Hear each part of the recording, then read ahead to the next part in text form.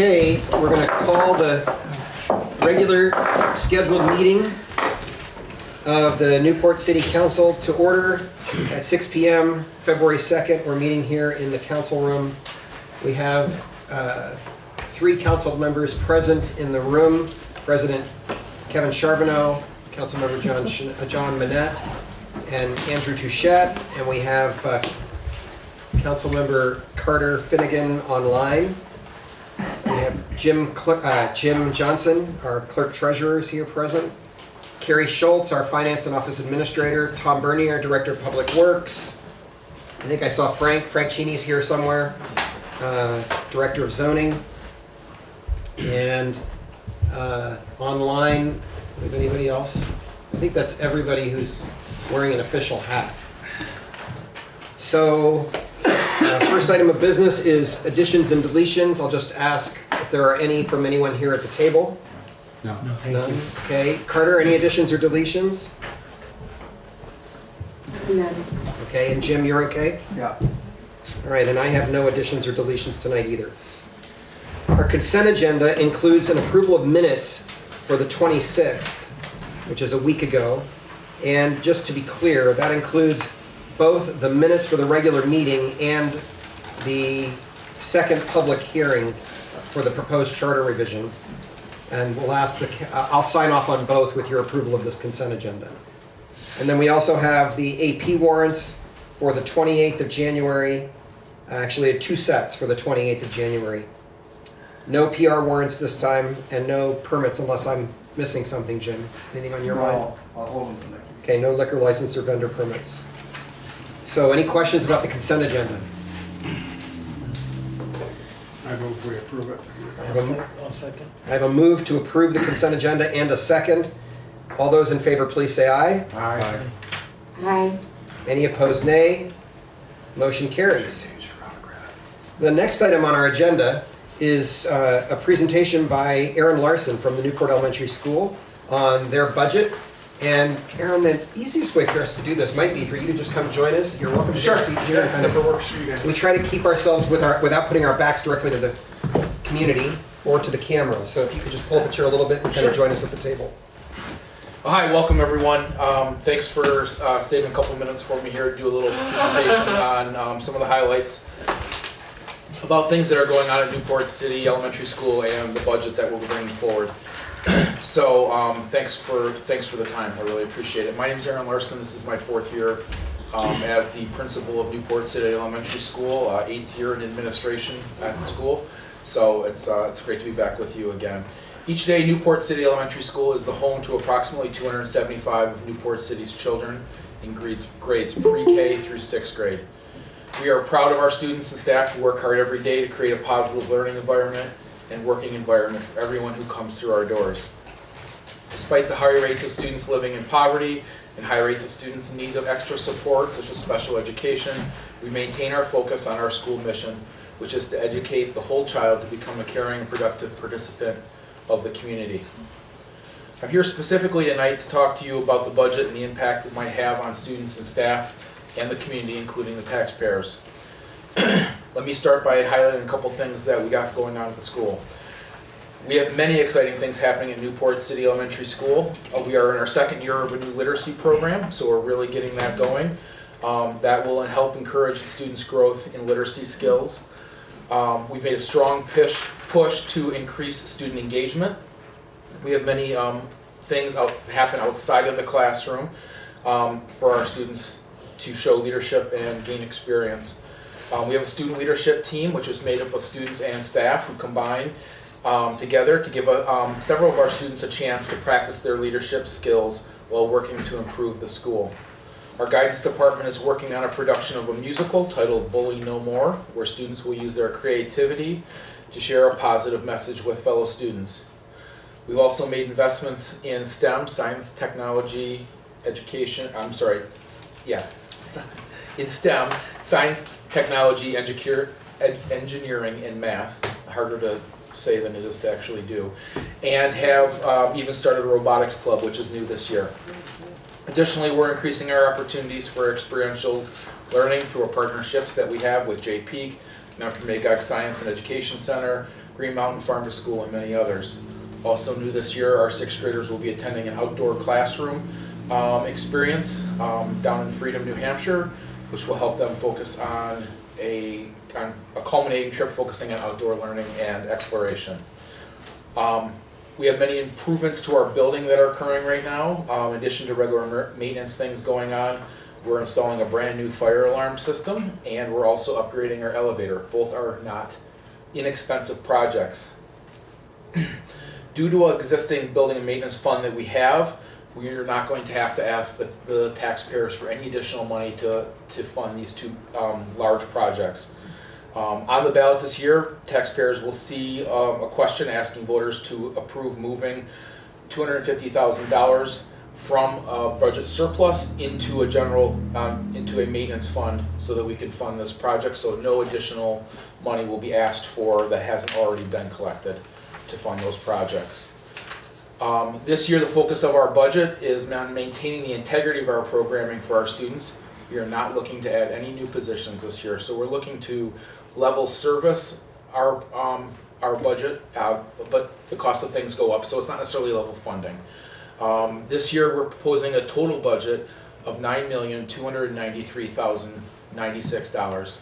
That's up $490,096 over last year. That's a 5.57 increase. We were able to use some additional surplus money to buy down how much money that we're asking taxpayers to contribute, so the actual educational spending is only going to go up 5.47%. However, because of the way the state funds education, primarily through the collection of property taxes, there's not always a one-to-one correspondence between school spending and taxes.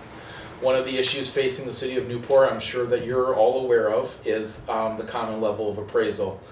Newport City's common level appraisal, which is last I saw, was at 80.48%. It is not good. It means that we're not collecting taxes at the same rate in which the appraisal is set. So we, as the 3 schools that contribute to the budget, the Newport City Elementary School, which is my school, in addition to the junior high and the high school, the educational portion of the budget will see an increase of just over 2 cents, or 1.2%, on property taxes that are due to education.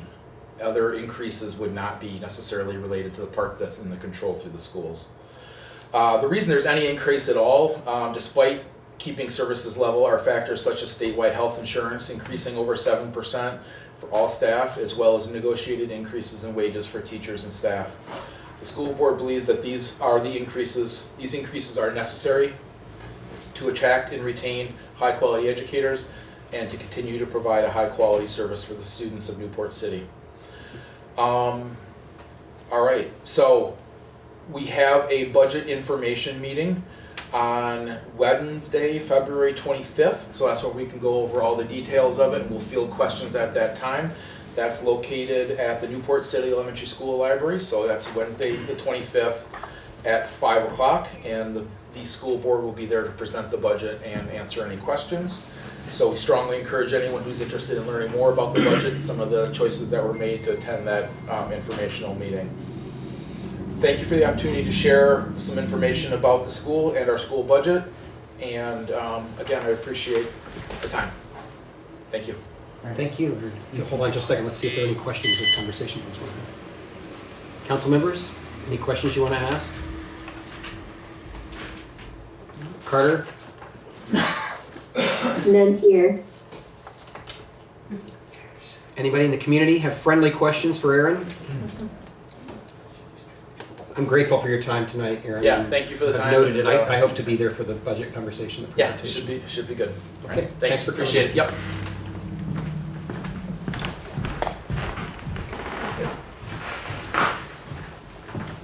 Okay. Next item on our agenda is the Derby Path Connection Feasibility Study. It's a presentation by the folks from Dubois and King.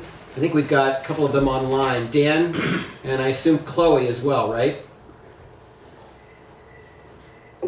No, I'm here for the finding of no significant impact hearing. Oh, which thank is you. Okay. the next step. I So believe. Dan, you're on your own tonight?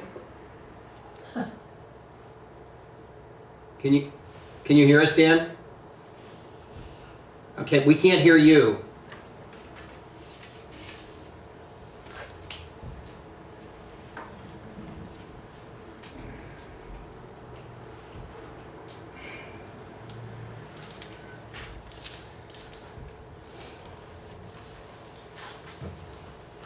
No, we still don't have anything. Live by technology, die by technology. Carrie, you want to make a suggestion? Is he muted? No, he turned the mute off and on. He's okay. It could be on the Zoom. You hear me now? Yes, there you go. We're good. No, say something again, Dan. Can you hear me now? Yes, now we hear you. For a minute. Can you hear me now? Yes, can you hear me? Apparently not. I can. Either we I get. can hear both of you now. Yeah, so either we get to hear you or you get to hear us. I'm Can you pretty sure hear it's. me now? Yeah, we hear you. Okay, Dan, can you hear me now? Nod your head if you can hear me. That's a no. You could plug it on. Now, can you hear me now? Yes, I hear you. Can you hear me? Oh, yes, I can. Hey! I'm taking this off. Yeah, that's That is not working for me. Let me turn up the volume. Can you hear me reasonably well? Yes, we hear you just fine. Okay, thank you all. I am also joined, both Councilmember Finnegan and Doug Morton is here from NVDA. Both were essential members of the steering committee for this project, and as were you, Mayor Chase, so thank you. I am going to be sharing my screen. I'll cross my fingers that that will work. And it looks like it is. Thank you for the thumbs up, Doug. Again, my name is Dan Alec. I am a licensed landscape architect and a certified planner with Du Bois & King. I'm coming to you from our office in Central Vermont in Randolph. And it's been our privilege to work with the City of Newport, as well as Town of Derby, NVDA, and many other partners on this Newport Derby multi-use path connections feasibility study. Bit of a mouthful, but net, it's part of a larger effort throughout the city and surrounding towns to connect residents to the places that they live, work, play, go to school, what have you, and otherwise recreate. As a transportation study, also in partnership with the Vermont Agency of Transportation, we are primarily focused on route efficiency and public safety. And of course, we can all appreciate that recreation and other aspects of, for example, the Newport Waterfront Recreation Path and the Mentor-Magog Greenway and the Beebe Spur Rail Trail, which we're in the area, are also essential in just having fun and enjoying the outdoors. That's all linked with economic development and transportation as part of life in and around the city. So, council members, thank you. Mayor Rufus Chase, thank you. I'm going to be presenting this evening our process and the recommendations coming out of this feasibility study. We're not asking for any particular motion tonight or to take action other than perhaps to accept this document. And none of the recommendations in this document compel the city or the town to do any of the recommended or potential actions that are described. So I would like to pause just again as means of introduction. On the left-hand side of this page, you see the many partners both in the city and at NVDA, as well as the Vermont Agency of Transportation. Newport Downtown Development was a great partner. We spoke with Felicia Updike as part of the bike committee to get a sense of the larger opportunities throughout and around the city for bike ped transportation enhancements. And we spoke with others at the schools, and we also spoke with many people just on the ground as we went around and about our business, taking photographs and learning more. You see here on the table of contents, and for those of you that received your packet PDF form and the final version that will be going to the city and town, you can click on any of these items in the table of contents and go directly to a page, for example, and hopefully that'll be helpful for you. This is really useful to see the scope of a study like may be familiar with a scoping study. A feasibility study is very similar in that we step through existing conditions. We identify a purpose and need, which I'll talk about in just a moment for this study. And we develop multiple alternatives through a public process and ultimately come up with a preferred alternative that through that process has been deemed the most technically feasible. It achieves the purpose and need, has public support, and is cost conscious. None of these are going to be free, but what a study like this allows the city to do is now leverage this and go for funding for the implementation of this project.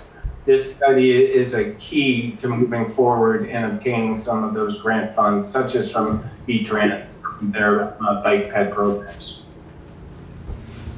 At the same time, you see there in the appendices, these studies include analysis of historic resources and archaeological resources along the route.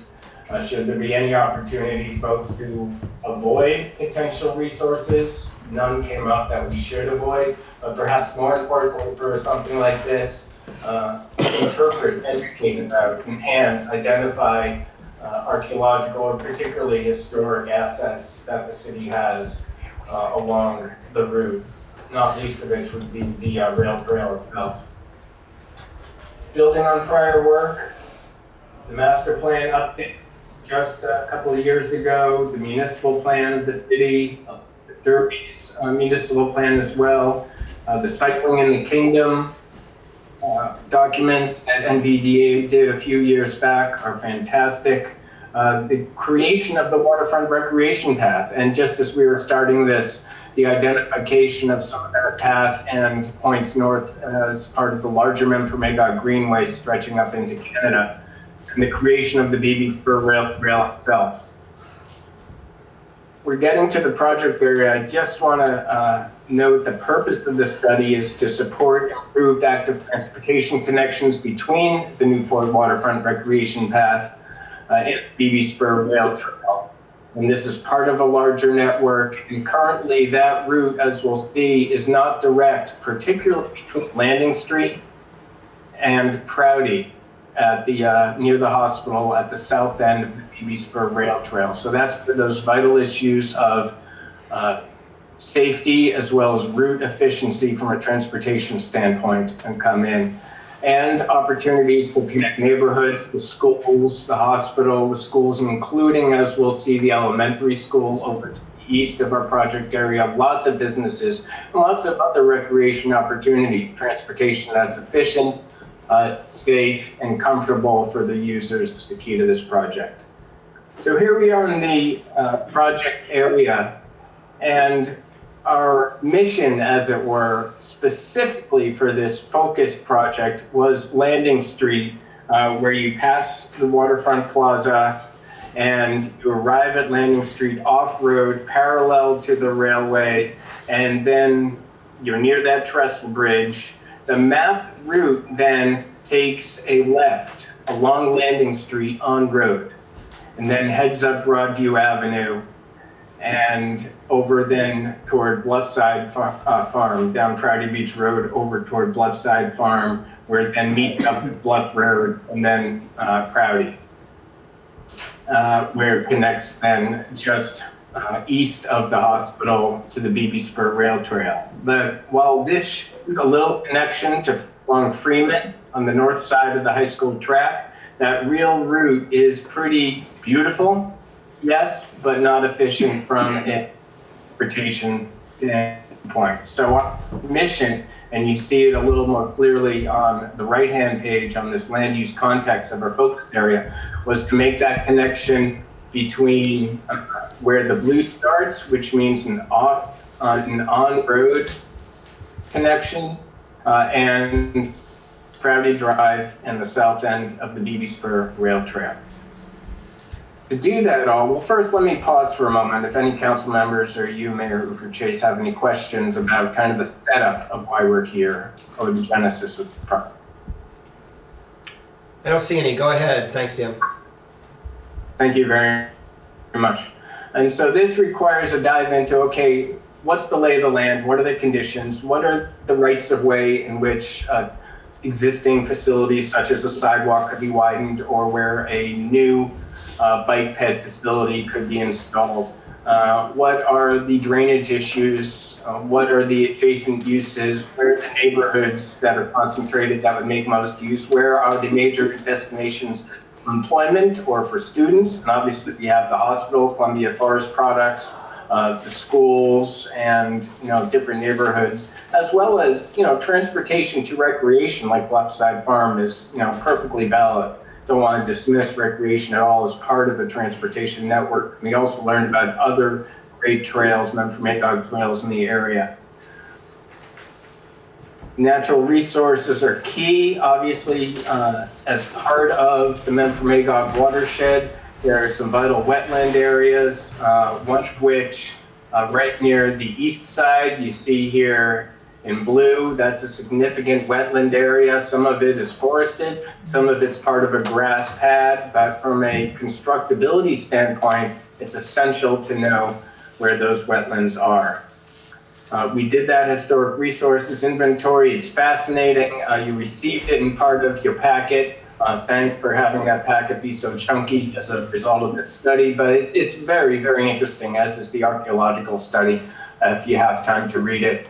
Polly said and Alan, who did the historic side of things, went to schools in Newport, Sydney, and so she was really excited to be able to work on this. You see here on the right side a little more about our project area that she focused on, and the archaeologist, Lindsay focused on. Lindsay Josinska, who's with Du Bois and King in this area, connected landing to the Beaton Spur. We had 2 meetings at the Gateway Center. Thanks to Patrick, the harbor master, for accommodating us and setting everything up for us.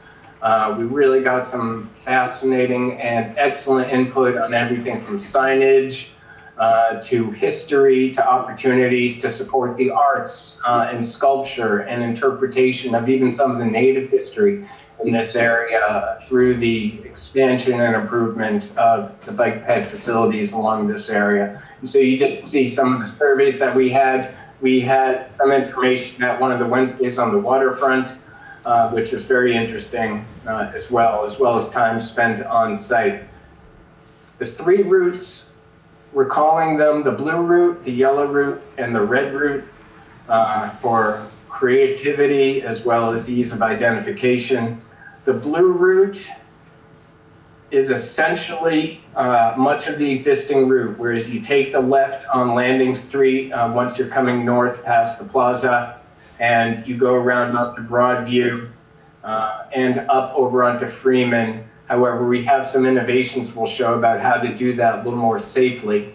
And then that one is on the east side of Bluff Road, where it meets up with a widened sidewalk on Prouty Drive, and then crosses over Prouty to the BB Spur Rail Trail. Yellow route essentially is up that hill toward the school. This would require modification, which we understand might be pending, of the campus to accommodate a trail near existing parking and along the first baseline, essentially at the bottom of that slope, and just skirting the track to meet up that same intersection at Freeman, and then go along, in this case, the west side of Bluff Road. Crossing that interesting intersection where Bluff and Prouty meet, that's sort of a freeway, and then over past the hospital on the existing wide path that's there along the hospital frontage to the BB Spur Rail Trail. And the red route, which I'll tell you, as we got into it more, became very interesting.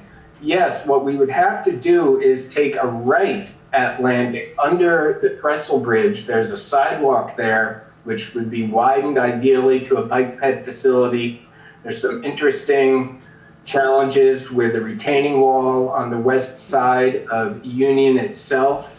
But what this offers is a connection to this residential neighborhood here on the east side that the existing and potential blue and yellow alternatives do not. And so that was a fascinating opportunity for us. There is sidewalk along Union Street as we're heading north, on the left as we're heading north on the west side, opportunities for what's called access management. There's some long stretches of concrete to access some of those businesses. We work with business owners to define some of those entrances in such a way that the businesses and their operations, their liveries can work. And then we go around to this really nice new sidewalk, this area, a lot of city land and some Columbia Forest Products land. Nice new sidewalk past the wastewater station here, up onto the south side of Prouty Drive, and then we can cross over to the BB Spur Rail Trail. And so I'll tell you, ultimately, while all of these have their advantages, it was the red route through our analysis, while they all pose technical challenges, and this one no less, presented some of the greatest utility from a transportation standpoint, in large part because of access to all of these residents here on the east side and potentially over to Newport City Elementary School as well. In any study of this kind, scoping study, feasibility study, there is always a no-build alternative. Doing nothing, what does it mean? Nothing changes from a safety or route efficiency standpoint.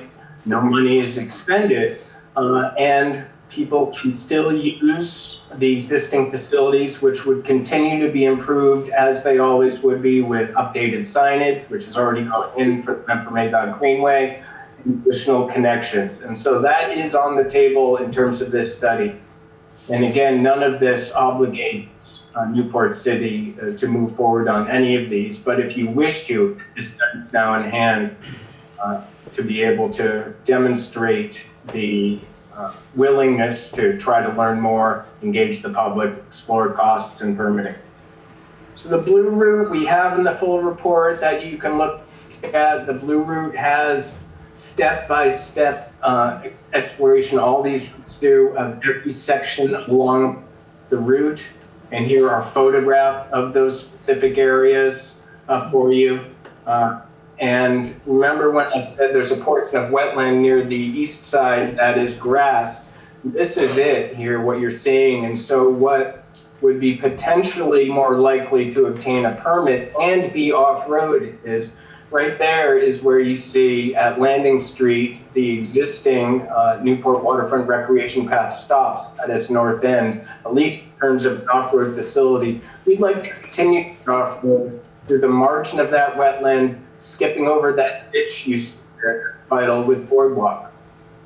And so for a transportation project, we're more likely to get a permit working with your district wetlands ecologist off-road to be able to create a safer route off-road. And then this passes the east side sign there, which could potentially be moved through a little magic of Photoshop. We did move it. And that wetland boardwalk could actually continue along the edge of Landing to that corner with Broadview if this route were to move forward as we're exploring it. This could still be done by itself, independently. It would have independent utility of getting people off-road, as would, or in a safer way, on-road. Broadview is really challenging. The way the slopes go up to the residences, the narrowness of the right-of-way, you can see one of those dwellings there very close to the road. But to create greater visual separation between Broadview Ave and the side of the road, a painted bike lane is possible. Even a painted bike lane without the green would be an improvement if that's typically what you see throughout the city. And so also adding one of those great new Memphis Greenway signs. You see the before and after, and that's the blue route. The yellow route, this is the one that's going straight up the hill, Park Avenue. Again, we have step-by-step with 10 numbers matched up to these photographs. Please take your time with it. Essentially, we're going straight. Park Avenue, as you know, is challenging. It's from the steepness standpoint. So that weighed against this yellow, as did the coordination with both parking and the disposition of the athletic facilities at the high school. Should that those athletic facilities be reconfigured along with building reconfiguration, maybe there's more an opportunity to explore some of this. But that initial challenge, it's about a 9 or 10% grade heading up the park, is a challenge for a lot of users. A lot of users would have to dismount. walk up.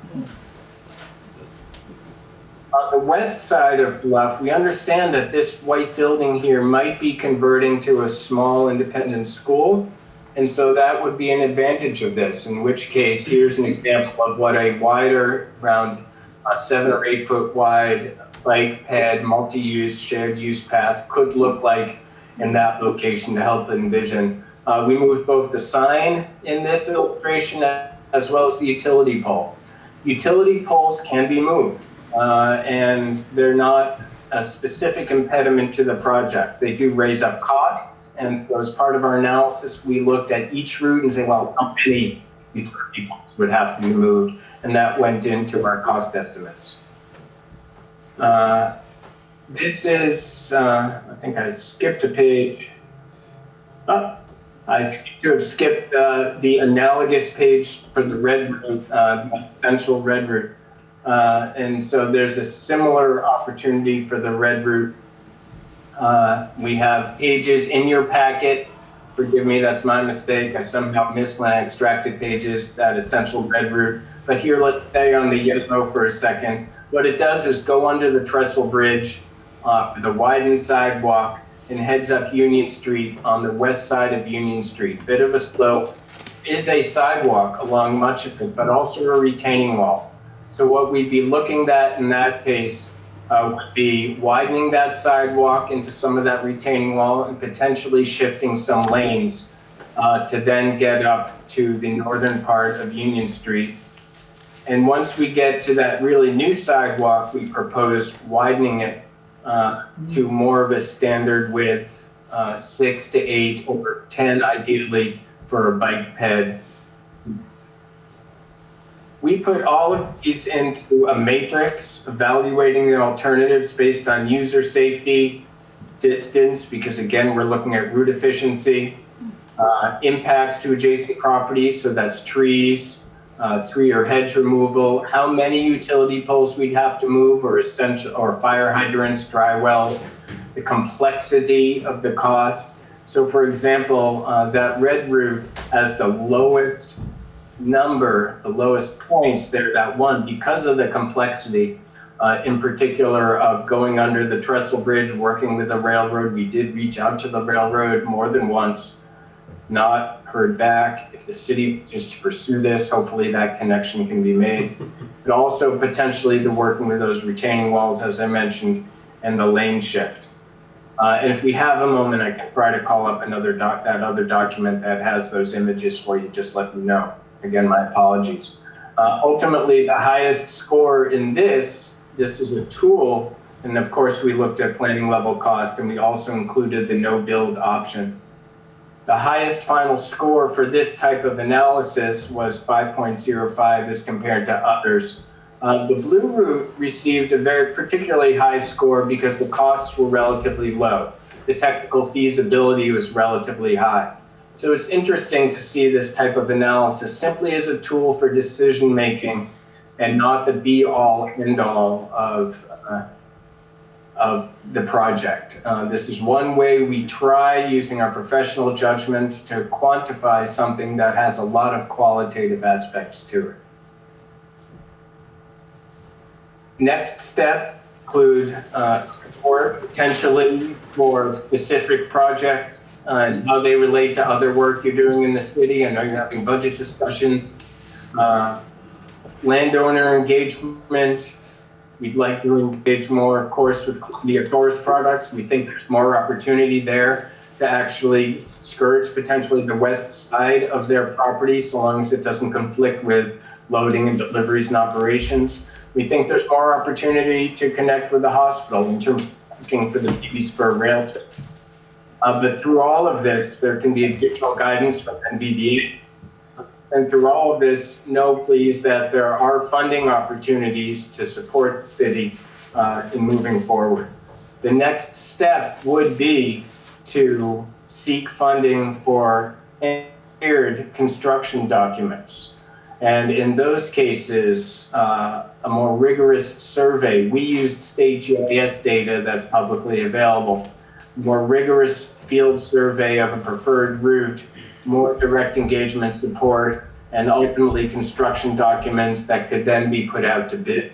That would be the next step, as well as permitting, which would be part of that project. So this study document includes all of these funding opportunities. You see hand again, you can click right on. So these can be done on a short pop-up basis. The Vermont Natural Resources Council and also AARP has some funding available to do something for a month. Line striping along Broadview Avenue if you go that way. Additional connection with the neighborhoods to the east to have some opportunity to connect with Union, working with property owners along Union to think about access management and necking down some of those wide swaths of concrete to better focus motor vehicle traffic such that bicyclists and pedestrians could feel safer going along there. And we offered an opinion of probable construction costs for that preferred alternative red route. That's a large number. How you fit that in or how you prioritize pieces of it is a very important discussion to have. It's why we put this in the study, but you can also see all the pieces that go along in doing that, and you can collectively choose what to tackle piece by piece. Just to take a step back, Newport City has fantastic bike ped facilities throughout the city. You can connect up to the BB Spur Rail Trail. You can go through Bluffside Farm, which is gorgeous, and make it there. But this study, again, was really focusing on was route efficiency and comfort, getting off-road as much as possible and connecting additional residents with businesses, with the schools, with the hospital, up to the BB Spur Rail Trail. We have additional ideas for improvement about that intersection of Prouty and Bluff. Some people don't feel particularly comfortable. There's this little section of sidewalk, of parking, to create additional facilities up here, such as the west side of Bluff Road and crossing over to Prouty Drive. We were thinking perhaps in consultation with folks that drive there every day at one of the meetings at the Gateway Center, perhaps a three-way stop could be in order. And that could be something that could be explored independent of the outcome of this study. Additional opportunities to consider at some of these crossings are rectangular rapid flashing beacons, change in texture at some of the crossings, so some of the surface materials, and for example, building on the heritage of the railway and creating a MU compliant crosswalk that we worked with V-Trans to say, yes, this has this is kind of a mashup of the two parallel stripes and the zebra continental crosswalk that evokes something of the railway history. Directional signs, we did notice early on that there are quite a few, and in our first meeting of the steering committee, Mayor Luther Chase noticed that what you see now on the right page was in the works, and while we were doing this study, we were happy to see that these signs emerged, were going up, and that a coordinated set of legible signs that people can recognize at a distance without having to think much, particularly visitors who aren't too familiar with the area, multiple languages, they're fantastic. So kudos to you all. You know, that project was in the works for a little while and there was some back and forth to get that done. So well done. Here's just another idea, another thing we heard. The visibility at the south side of the BB Spur Rail Trail can be a little challenging. Some people not quite sure where it starts because it doesn't present itself or advertise itself, obviously, again, particularly to new users. So this is an illustration that we came up with to enhance both visibility from a safety standpoint, but also visibility from a wayfinding and directional standpoint with potential pergola, benches, plantings. There are also some more subtle improvements you see here in this upper foot on the right to tackle warning strip and a bit of a cleanup of some of the pavement. So we had fun putting that together. And you also see here the rectangular rapid flashing beacon, which would be an on-demand, solar-powered item where if someone wanted to cross to that sidewalk that exists on the south side of Prouty Road or vice versa, Prouty Drive or vice versa, they'd press a button and the beacons would flash, which is for a mid-block crossing like that can be a great enhancement. There's no substitute for driver awareness and bike ped awareness. That education has to continue, but these beacons have been shown to improve safety outcomes where they're used properly.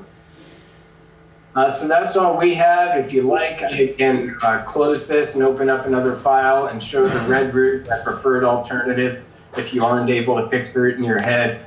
But otherwise, I'm happy to open up to questions from anybody.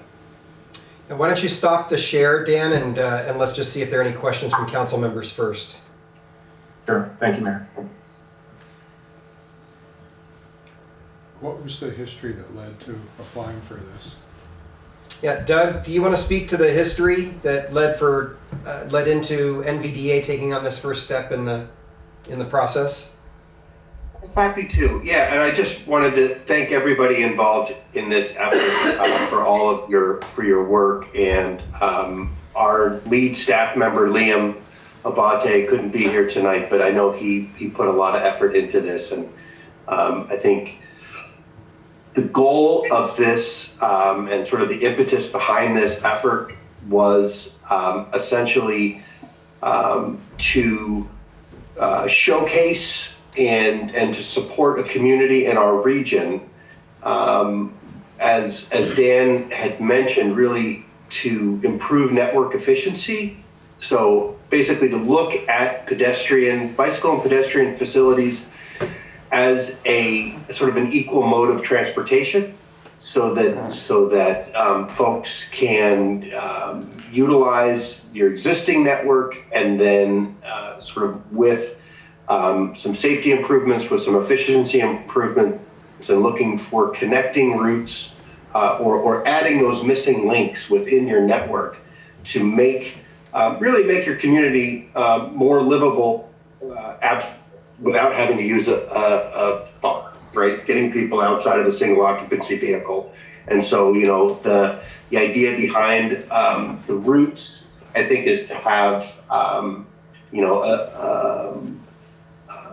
sort of start to finish connection.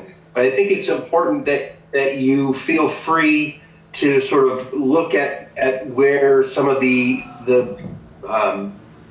best bang for your buck, sort of the highest return. Some of these locations, I think Dan and his team have done a great job at picking, some improvements that would, again, make the user, so somebody who is, out, pushing a stroller or wants to walk to the store, maybe not feeling super comfortable accessing some of the amenities, or going to store or going to work or going to school, that they would be more comfortable utilizing your network, your pedestrian and bicycle network, if some of these improvements could be made. And so it really is that idea that Newport City really already has great infrastructure. I think you should be applauded for the work that you're doing.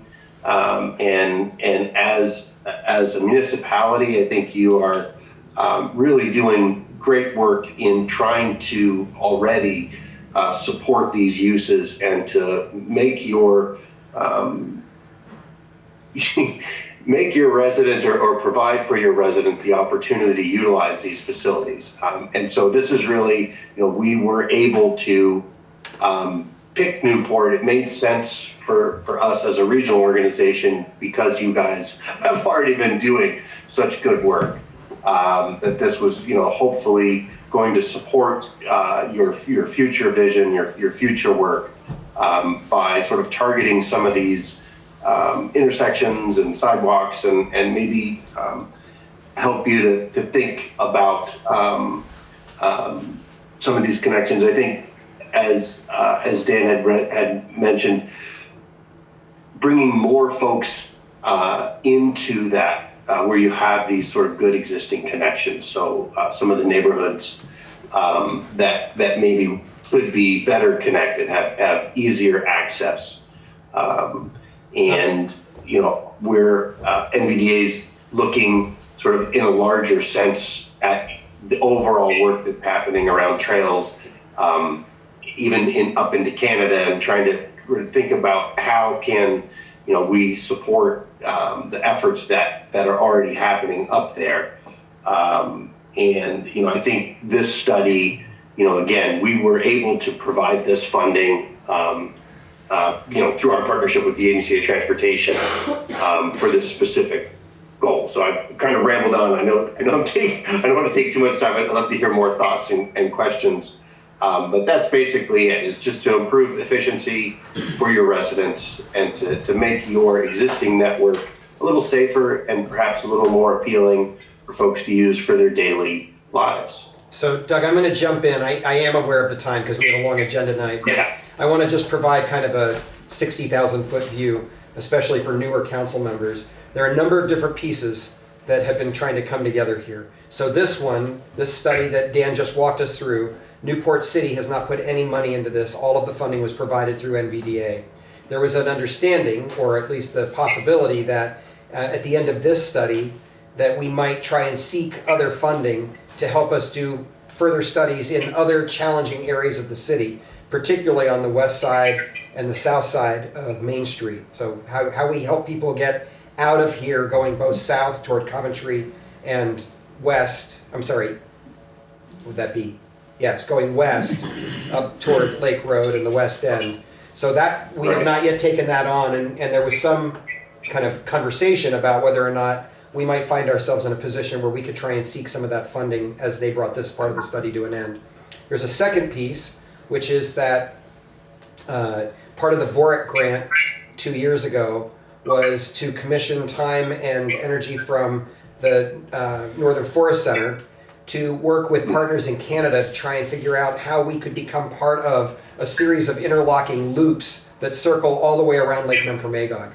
And that's coming down the home stretch. We expect to have mapping, because the big section that was missing is basically from Newport west, and how you get kind of around that western corner. We're really good going up the east side of the lake, but not so much coming down the southwest corner. So there'll be some more news about that. And that money, that was all funded through VORIC, and we're just coming down the home stretch on it.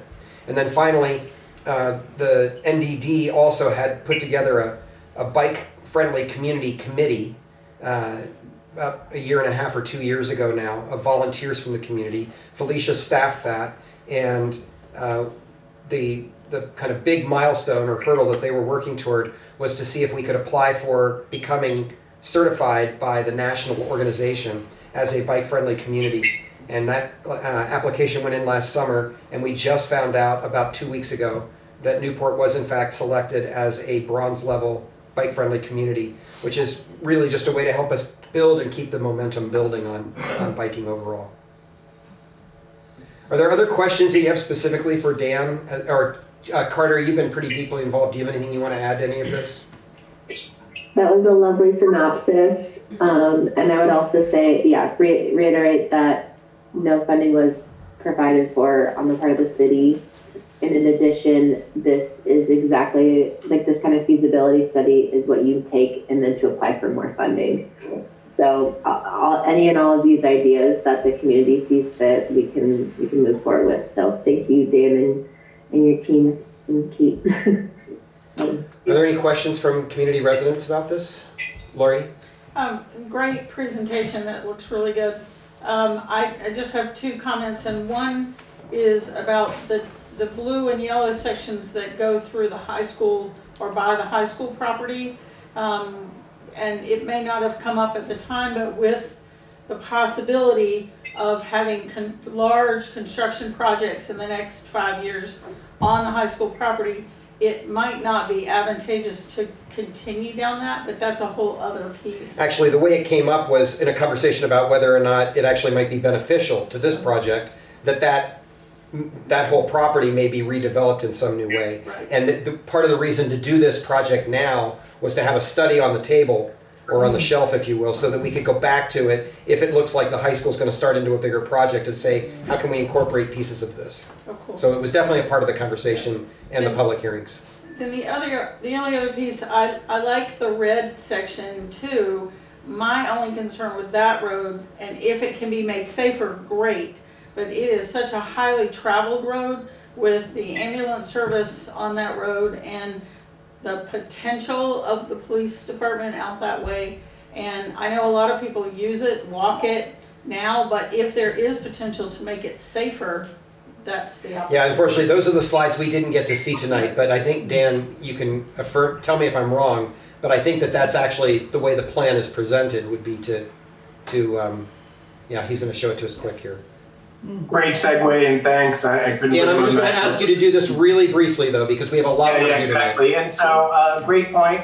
Thank you very much. And the idea with the red route is to have it entirely off-road, both in terms of new facilities, access management along Union, and widening existing sidewalks and curbing and the whole thing. And so this could be a great opportunity to improve safety for existing users, create an existing degree, greater separation, and as you say, thanks, coordination with other things going on. And you see also that little spur down to Stonewall Street above Jackson.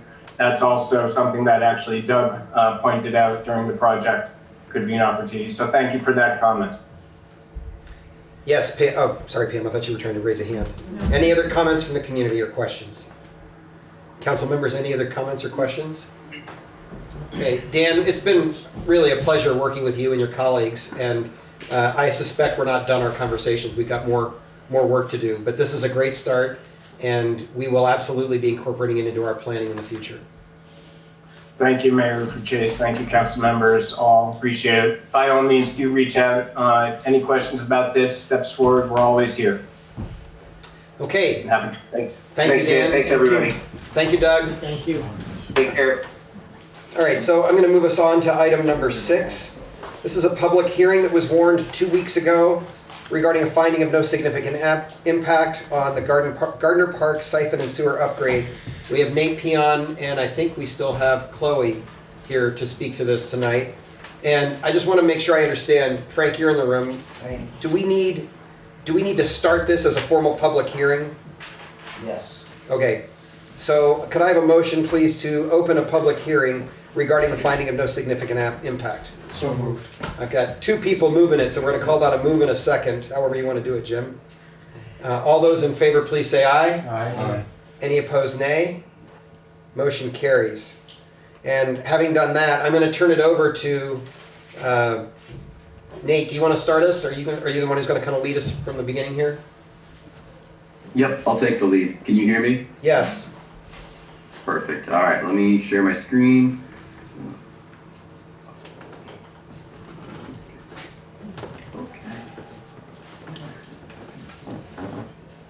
Let me know if you can see the PowerPoint presentation. It's coming. Yep, we're on. Perfect. All right. Nate Peon with Aldrich and Elliott. I'm a senior engineer. On with me is Chloe Hallsizer. She is an environmental analyst with the Vermont Water Investment Division. We're presenting on the finding of no significant impact for their Gardner Park siphon upgrade. There we go. Quick project description. This is located by the Causeway and in Gardner Park. We're looking to install a new siphon underneath the Clyde River and install cured in place pipe in the gravity sewer, which is a liner, and then also line the existing siphon. The project need is to rehabilitate the aging infrastructure, conform to current practice and standards, and improve the water quality. Currently, there's one existing siphon underneath the Clyde River for the sewer collection system along the Causeway out towards the high school, east side of town. And new current practices require that there's a dual barrel siphon to handle high flows, but also for taking one of the siphons offline. So we're looking to add a second siphon to bring the sewer collection system into current standards and practices. As part of the project, we did an environmental review. We submitted an environmental report to the state as this is being funded with federal funds, we're needing to do a National Environmental Policy Act review. This project's being funded through CSO ARPA funds via grant from the state. The environmental review was submitted to the state. The state had some comments regarding some of the environmental impacts, hence why we're having this meeting today. And we're going to discuss some of the mitigation measures. Finding of no significant impact is a document that presents the reasons why Vermont Department of Environmental Conservation has concluded there's no significant impacts to the environment as part of this project, and the mitigation measures that are being taken. So for this project, there's a couple key environmental points that we want to hit home. One, we're in the floodplain area. We're right next to the Clyde River, right next to Lake Memphremagog. There's also some air quality concerns with the curing of the liner and some emissions.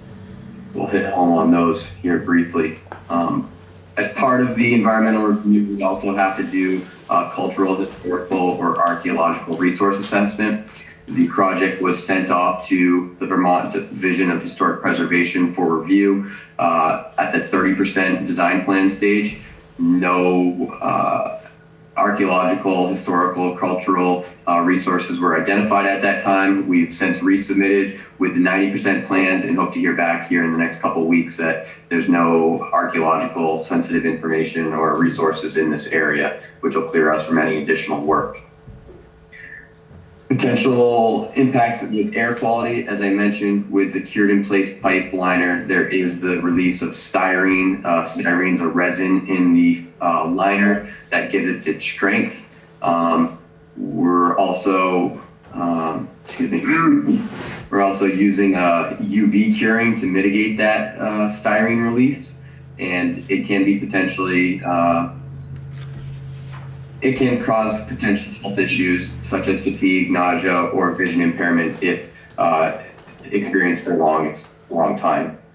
In order to mitigate the air quality, we're going to require proper ventilation by the contractor during the curing process. As I mentioned, we're also going to use UV curing process, which helps to significantly reduce the styrene exposure compared to steam or other curing measures.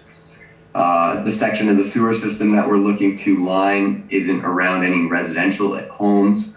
It's through the park primarily, so there's only really one sewer service connection, which would be the facilities in Gardner Park. So during the curing process, we will need to temporarily close the facility just to ensure that no one's impacted by this, and we'll coordinate that with the city and the Parks and Rec Department, along with Tom Bernier, who we've been working with at the Public Works. The floodplain, as I mentioned, we're going underneath the Clyde River with the new siphon. This new siphon will be installed via directional drill, so we're not open cutting across the river, but it is within the floodplain, as you can see within the red highlights on the screen. So all of the proposed infrastructure will be designed to remain functional during flood. We will also include some counteracting hydraulic forces to ensure that they don't become buoyant once they're installed. We want to make sure that any infrastructure that's installed remains where it's installed for the foreseeable future. And existing grades and ground surfaces will be restored at the end of the construction. We're really only installing, the siphon via the horizontal directional drill. We'll have a couple open pits on either side of the river, and then we'll have a couple manholes. So it's, in terms of infrastructure that's being constructed within the Gardner Park and Causeway area, it's pretty minimal excavation as part of this project. Subsurface contamination, as I'm sure many on the council and in the public are aware, the Gardner Park area is an old fill site. There's been an extensive amount of studies that have been done regarding the environmental contamination in the old fill site. The soil was found to contain arsenic, lead, and PAHs above the concentrations of the statewide urban background. And the groundwater is also contaminated with arsenic, naphthalene, lead and PFAS. So as part of this project, we've done a soil management plan. We have a plan to dispose of all the excess soil at certified landfill. And then we've also worked through a groundwater dewatering plan to make sure that we're not increasing any of the contamination with the groundwater and treating that appropriately. With that, that concludes my presentation, so I'll hand it back over to the City Council to open it up to questions. Thank you, Nate. First is just to ask Tom and Frank if you have anything you want to add to this, and maybe, actually, Tom, if you could just talk a little bit about the timeline and the funding for this project so that people have the context for it. Sure, so this is, as Nate had mentioned, part of our CSO ARPA grant that we received. We did, the Bluff Road Pump Station received some of those funds. This is the remaining portion. The funds have to be totally spent by September 30th. So we are kind of on a timeline to get the project out to bid and started and completed. And so you expect to start, what are you thinking? If all the permits come in as we're hoping, I can't remember, Nate could probably talk more about the timeline, but I believe it was May, bid opening, hopefully get construction going June, July, and it's not a big project as far as excavation, but the lining I'm sure is gonna take some time. Yeah, I mean, we're looking to have the shovels in the ground around June 1st. It's a probably 60, 75 day construction duration. It's not a long project to do the lining. The directional drill's the longest part of this project. Thank you, Nate. So Frank, I think the final step, or if you correct me if I'm wrong, Nate, but final step is a DRB permit because it's in a flood hazard area. The application went to Sasha Peeler's office, who's the regional floodplain manager, for comment, which is required in order to do a permit in this area by the DRB. Usually, the times I dealt with it before, we should get back in a couple weeks. So, you know, we should have a final permit in hand in a month. Great. Theoretically, so it's gonna be tight, right, Tom, probably, but it's doable. Okay, council members, you have questions? Okay, and this is a public hearing, so community residents, do you have questions or comments? Go ahead, Dan. Yeah, you mentioned some pretty significant. You have to really speak up for them to You hear. mentioned some pretty significant contaminants in the liner. How do you plan on mitigating for that? Where will the water that goes across there and the soil, where will it go? So the soil, we have a soil management plan similar to what's been done in previous excavations. It will need to be tested and then hauled off-site to a certified landfill that accepts the contaminated soil. And then for the groundwater, we're working with Sites Management Division along with the wastewater program to dewater it into a frac tank and then treatment from there. Can you define treatment? So we're still working through that. You know, the PFAS is a key word everybody hears right now. The state regulation is 20 parts per trillion. All of the monitoring locations around the excavation where we're currently proposing to dig is less than that. So we're looking for guidance from the state on that. But typical treatment would be a granular activated carbon vessel to treat the water before discharge. And discharge to where? Because it's certainly not water when you get to the point of discharge because you're not testing for everything that's in it. We're in the same position with the landfill right now, so this is not a new question.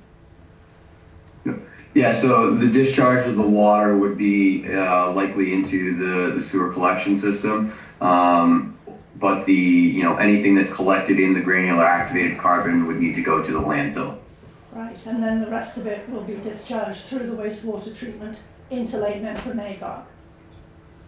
Yep, but it'll be getting dual treatment at that point. It'll be getting treatment from the granular activated carbon, which is a proven technology for PFAS treatment, and then it'd be going into the sewer collection treatment for additional treatment. So the PFAS would be getting removed as part of the granular activated carbon. It's not just PFAS though, there are 15,000 plus chemicals in the PFAS family. Not the PFAS, the PFAS family. You're not even testing for the rest. Thank you, Pam. Other comments or questions? Sue? Well, which certified landfill would the contaminated soil be going to? I'd likely be going to Casella in Coventry, but that would be for the contractor to show the laden and bill. I can't imagine there's anyone else out there. There's nowhere else for it That's to go, right. so it, That's right. thank you. Yeah.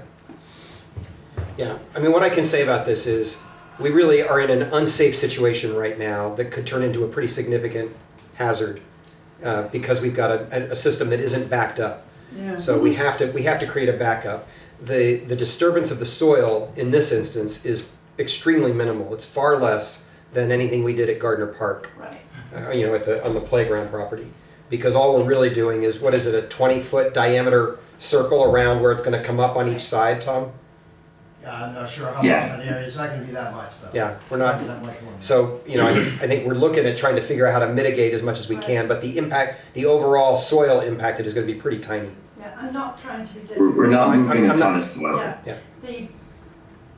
We have a circular system here, because we have the only landfill in the state, and we have a hell of a lot of contaminants. Yep. It's all going there, it is not being treated adequately, because it can't be. But then it is all discharged into Newport, which is a reservoir. Right. Thank you. That's a problem for a different day, I think, but yes, thank you. Same problem.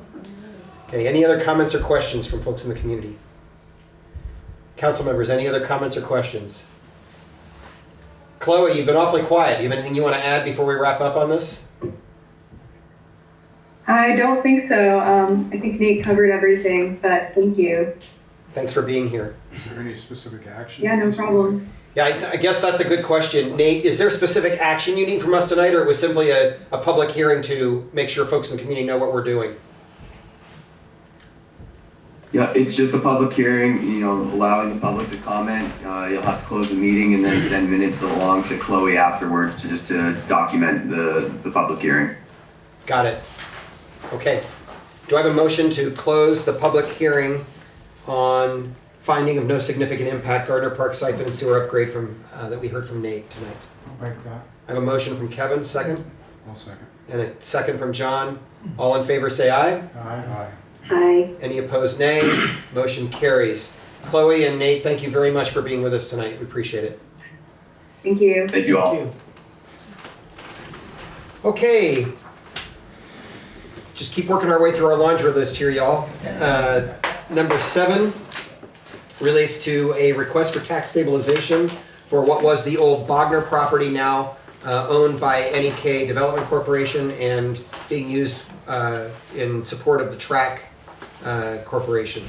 So Frank, you want to set the groundwork for us and then we'll have Rick speak to I can it? introduce it. So basically, the city of Newport, as I think you know, has a tax stabilization policy, which basically is a tax reduction policy. It allows for the city council to approve a reduction in the tax for a 3, 5, or 10-year period at its discretion. Okay, tonight what we're going to hear is an application that was originally submitted and approved theoretically in 2022. However, the policy was never enacted or applied, or was there an agreement executed. So we've asked them to come back and reapply and update the application at this particular time so that we can apply it now. If you approve this, this also will give me approval to use the city attorney to develop a tax stabilization agreement, which we will then have to have permission from you to sign prior to April 1st, 2026. If we do this, it will be based upon the grand list that's filed as of April 1st, 2026, and start with the tax bills that go out, and actually they're going out early this year, Rick, maybe? But that usually go out in November. Can't avoid the little dig there. Okay, I gotta get it done early. So at this point, I can answer questions about the financial part of it afterwards and the legal part of it. I'll turn it over to Rick Isabel. He's a representative of Northeast Kingdom Development Corp. You can cover the application and the scoring system. You can ask him any questions to see if it rises to the merit of granting this request. Thank you, Frank. Go ahead, Rick. Thanks. So let me introduce myself. I'm Rick Isabel.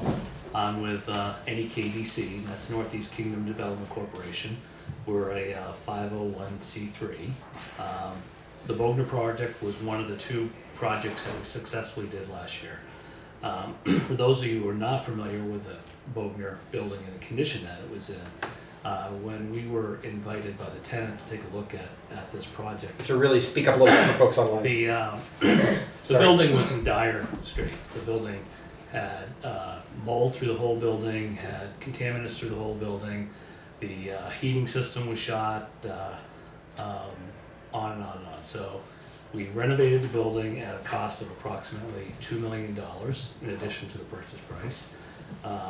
We have leased the building to Mike Demers from Track Inc.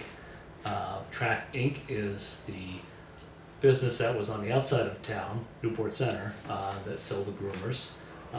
They currently have staffing there, and they anticipate another 20 or so over the next 5 years.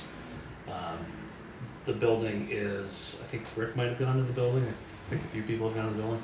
The building is quite a nice building now. It's well done, new heating system, new wiring, a lot of new lighting,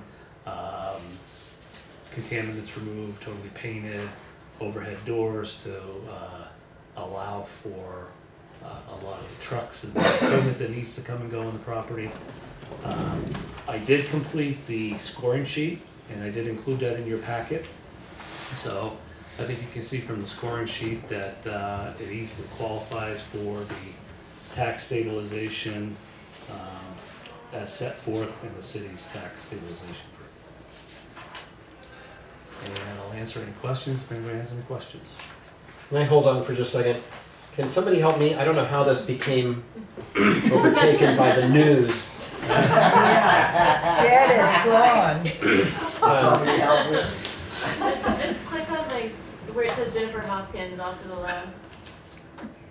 That did it. Thank you, Carrie. Okay. Never know what you're going to find on the screen at Newport City Council meeting. Council members, I'll just say about this, I want to emphasize that from my perspective, this is a decision that was already made by a previous council, but for reasons that are completely lost on me, never enacted.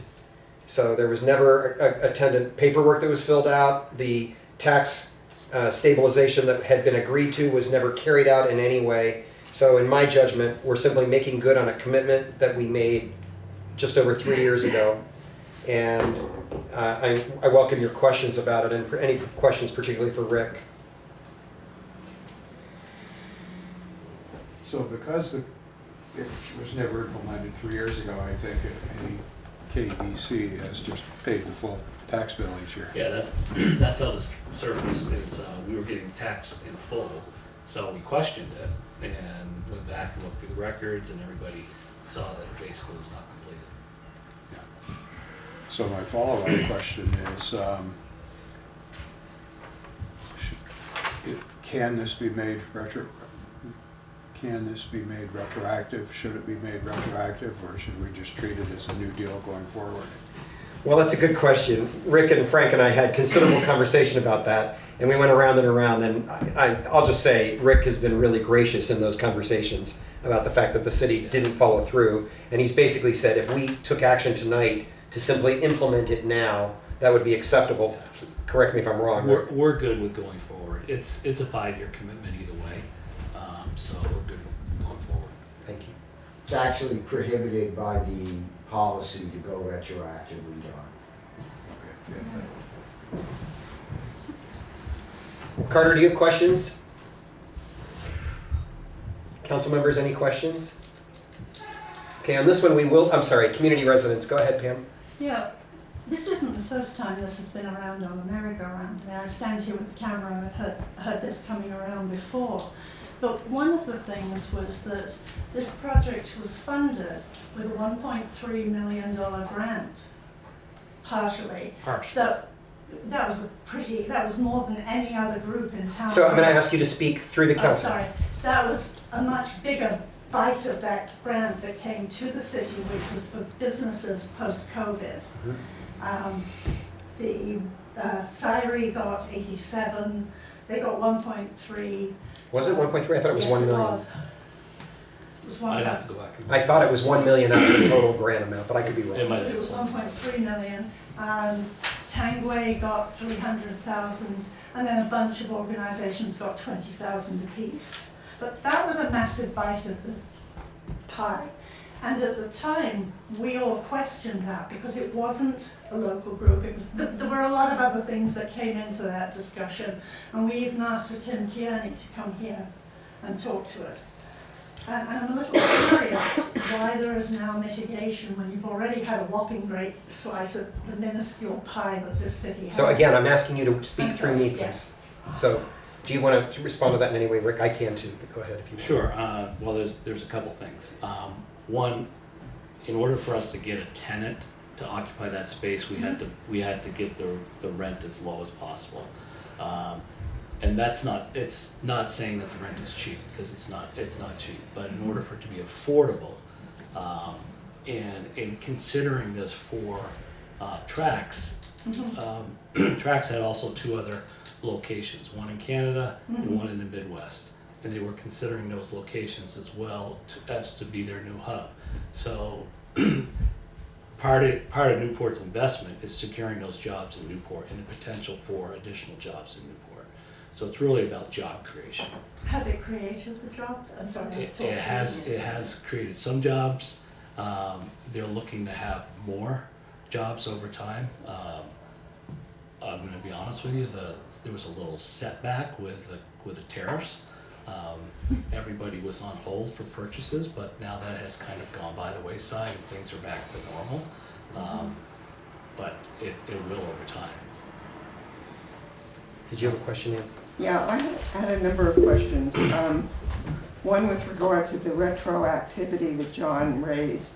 It was my understanding that tax stabilization was for getting people to come and invest in the future, and that's why this $90,000 was supposed to be for investment in the future, not for retroactively paying for the $2 million that they may have spent already.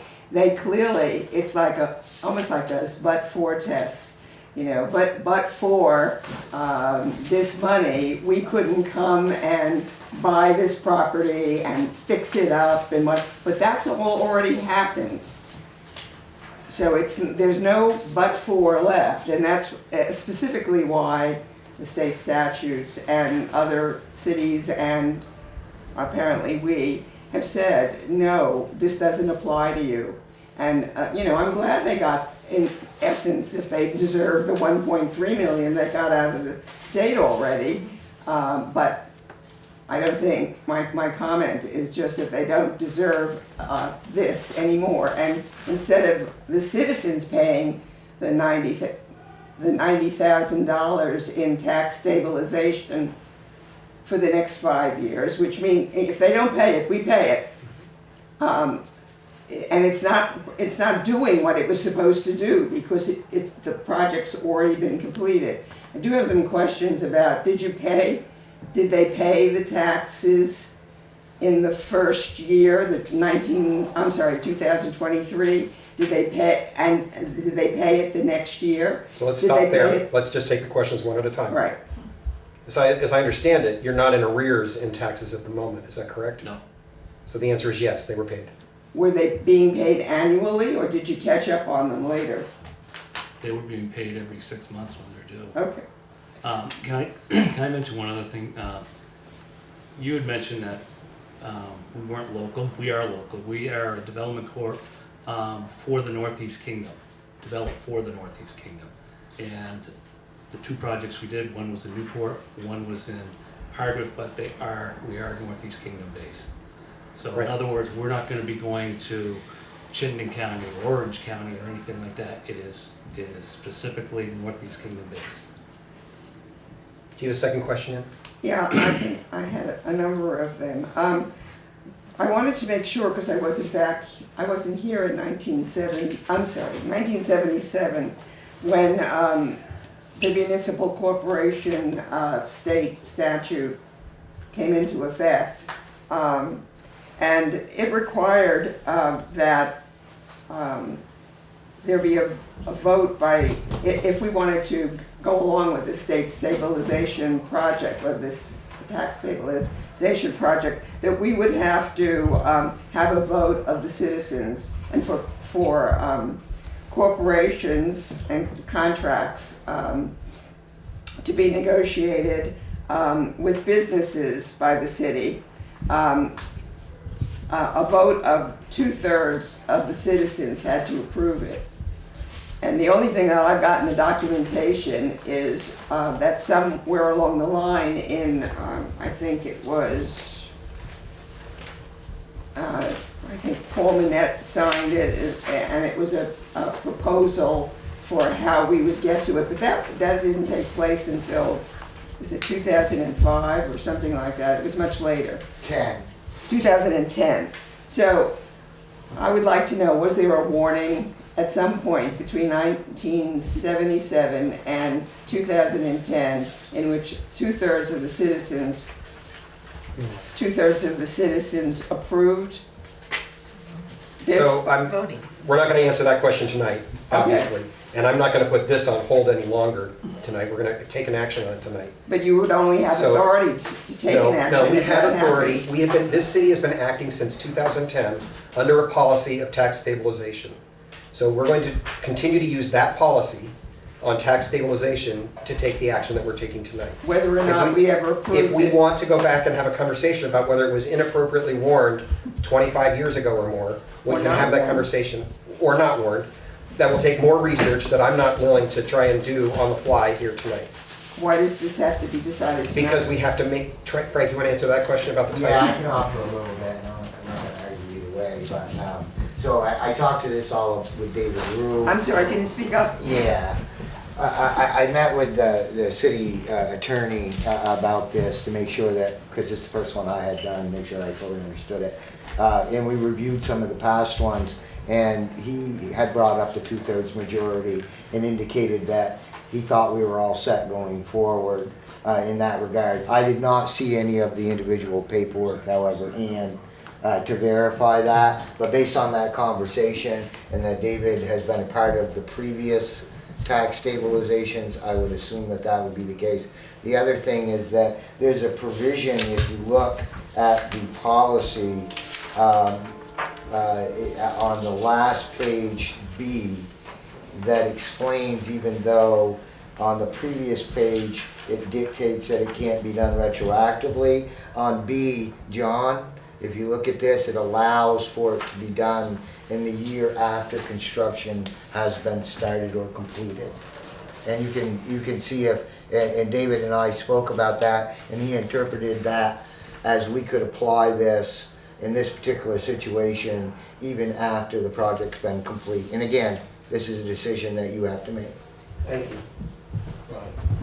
Go ahead, Joe. It seems to me that what we're really doing is cleaning up a mistake that was made a couple of years ago and honoring a prior commitment of the city. And in terms of local, the principal of TRAC is a Newport City resident. His primary residence is in Newport.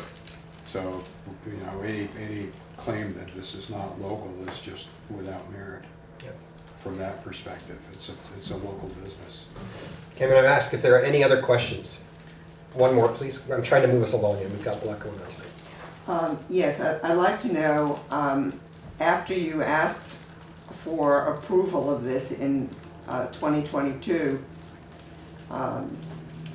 why did you guys not come back in 2023, 2024, or 2025 and say, hey, look, where's the agreement?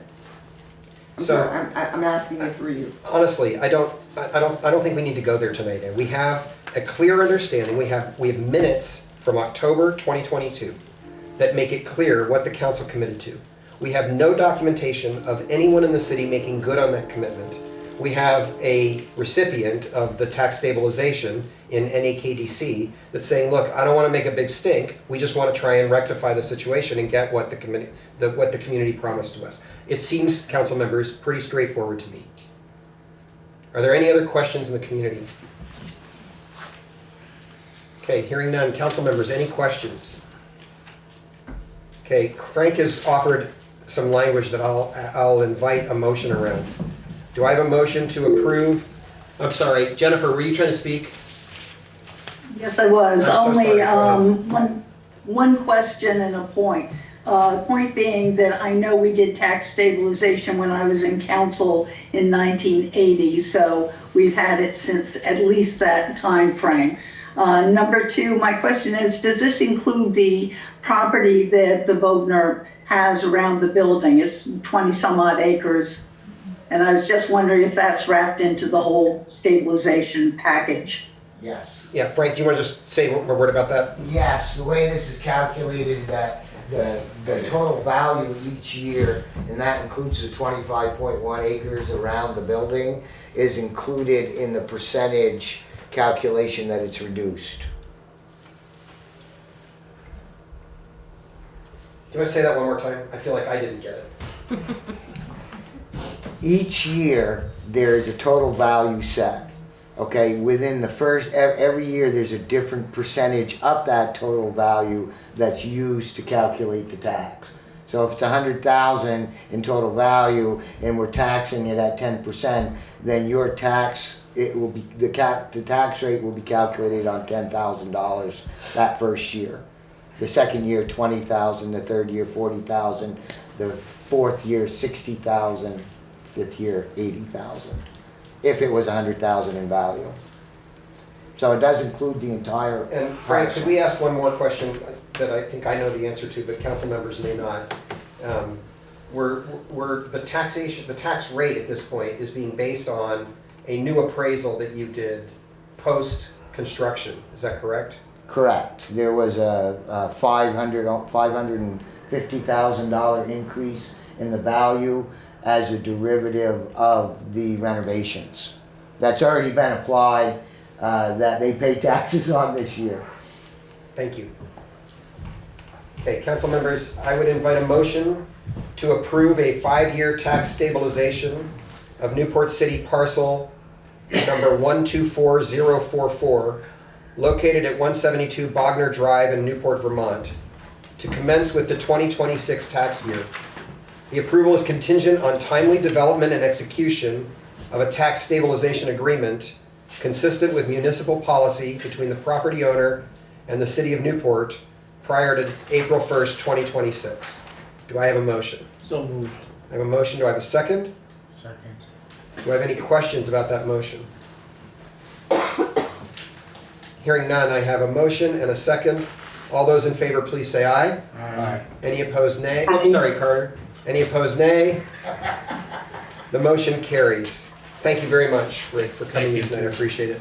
And Frank and I will follow up with you for the paperwork. Okay, thank you.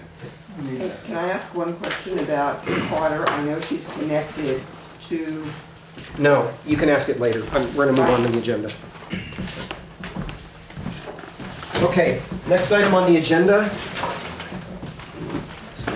Where to go with it? Municipal resolution to request.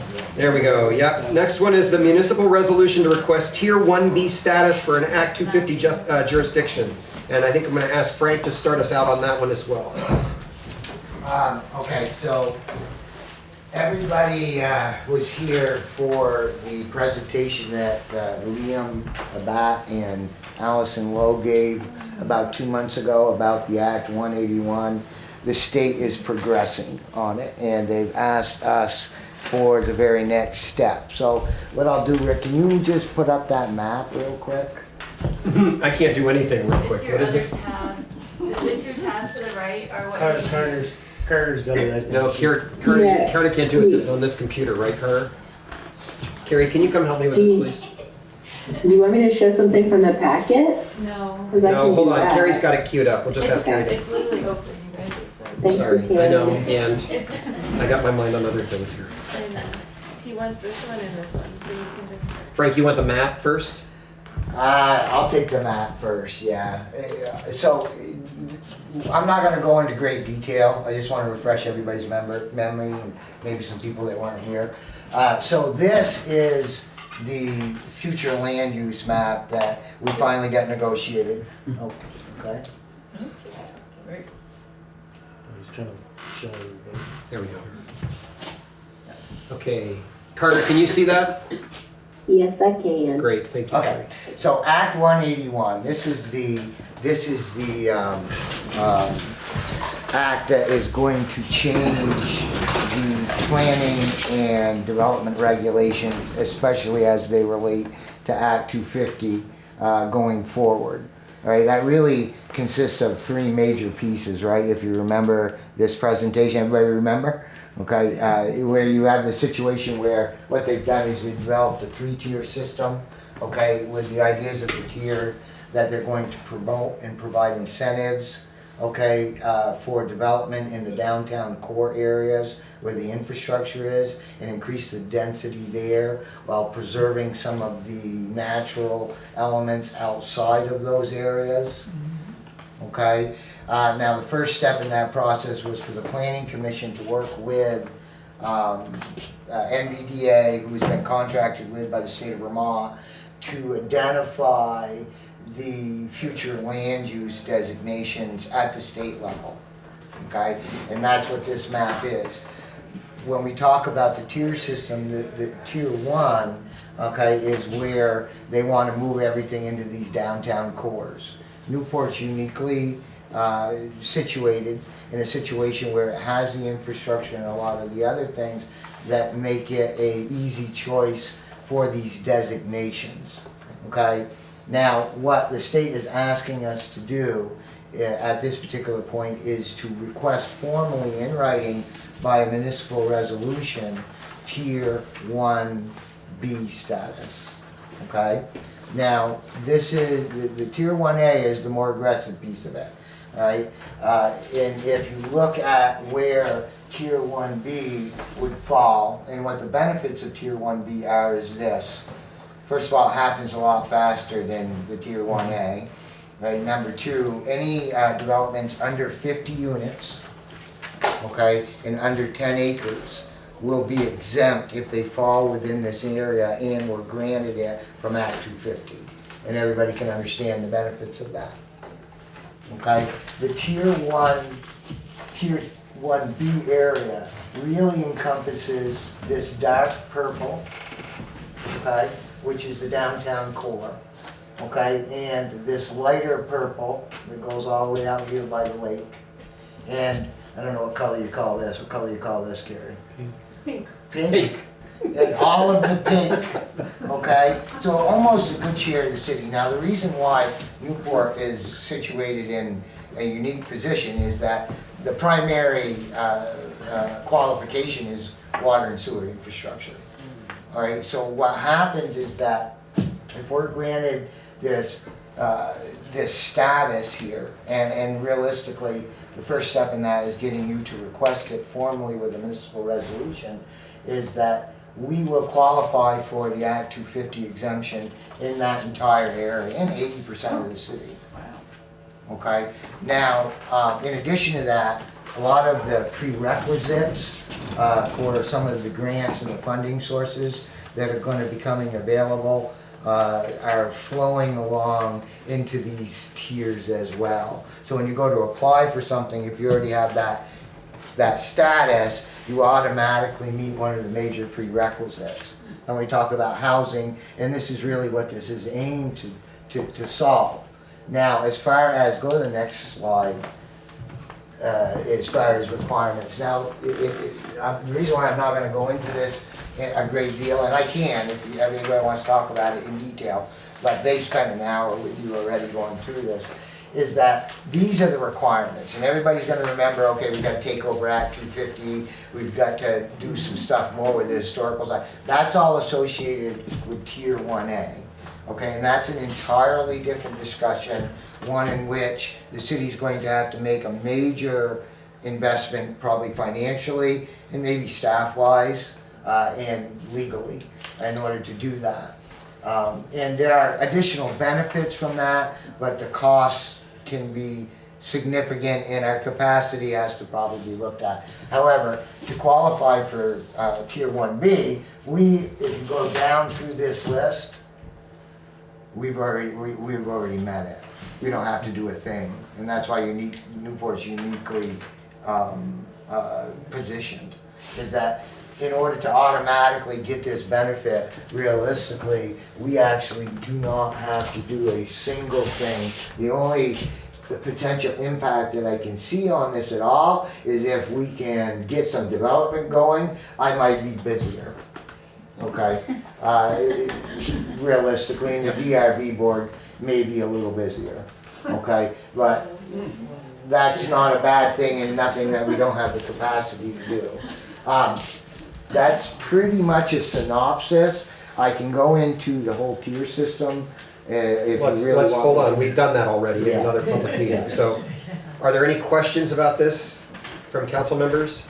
I think you can take that down if you want, Carrie. Thank you, and thanks for your help. So, I know you're anxious to get back to your seat in the back of the room. Yeah, but she's gonna do the next one with you.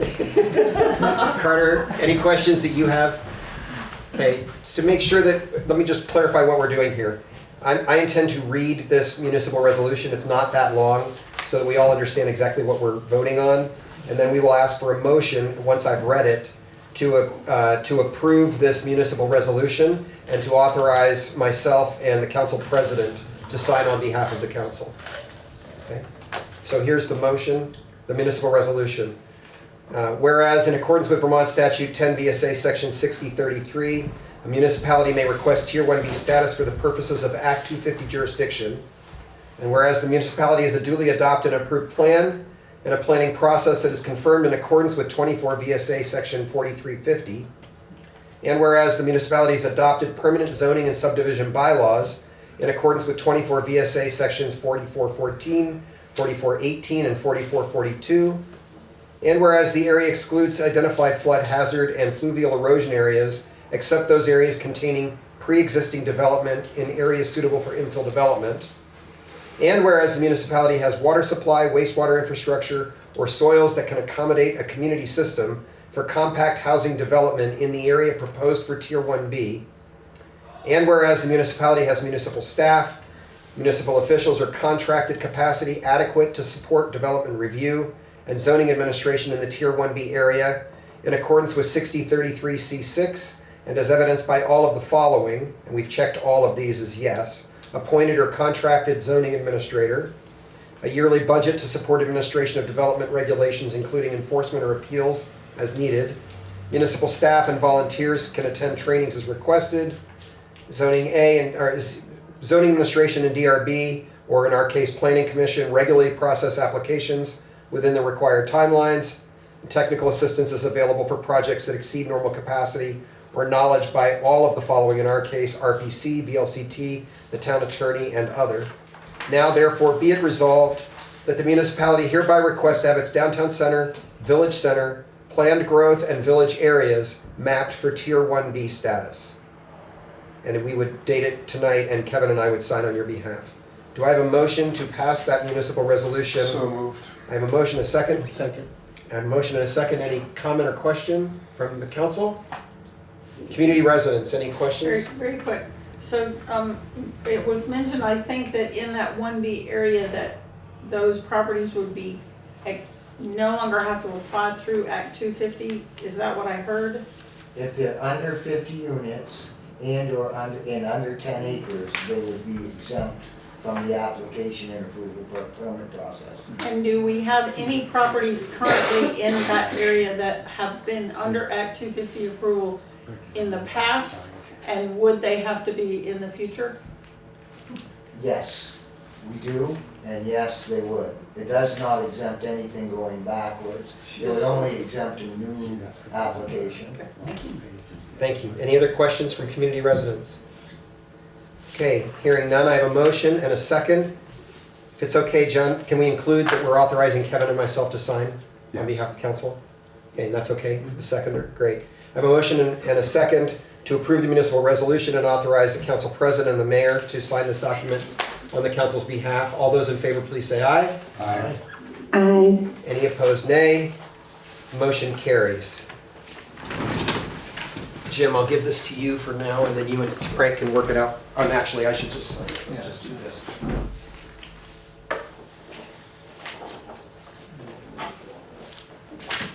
Get your pen back so you can sign it, and that goes with it. Please make sure that, Jim, that you and Frank are sharing that document. Okay, moving right along. Carter, I'm hoping that you're going to be queued up to speak to us about the council review that we need tonight and approval to move ahead with an RFP for a new auditor. Oh, we can't hear you, Carter. Are you muted? Sorry, what was, yes. Okay. Sorry, I have to pull those things up. Okay.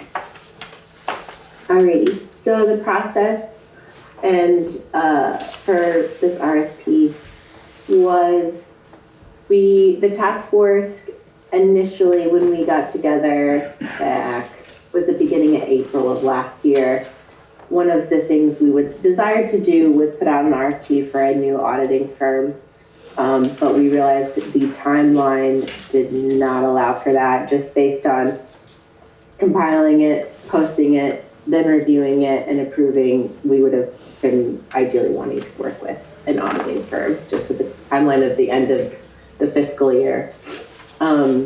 So then that was brought back to the forefront, and now what is in the packet is the RFP for that. It was basically, the draft is a template from VLCT, and we tweaked it to modify to reflect all of our services that we provide, make sure the dates are obviously current, and also we made sure to include that the firm would do a presentation to council.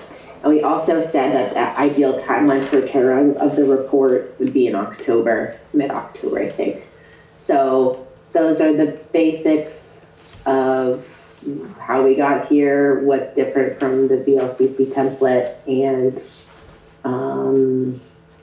and Chip gave his final grace.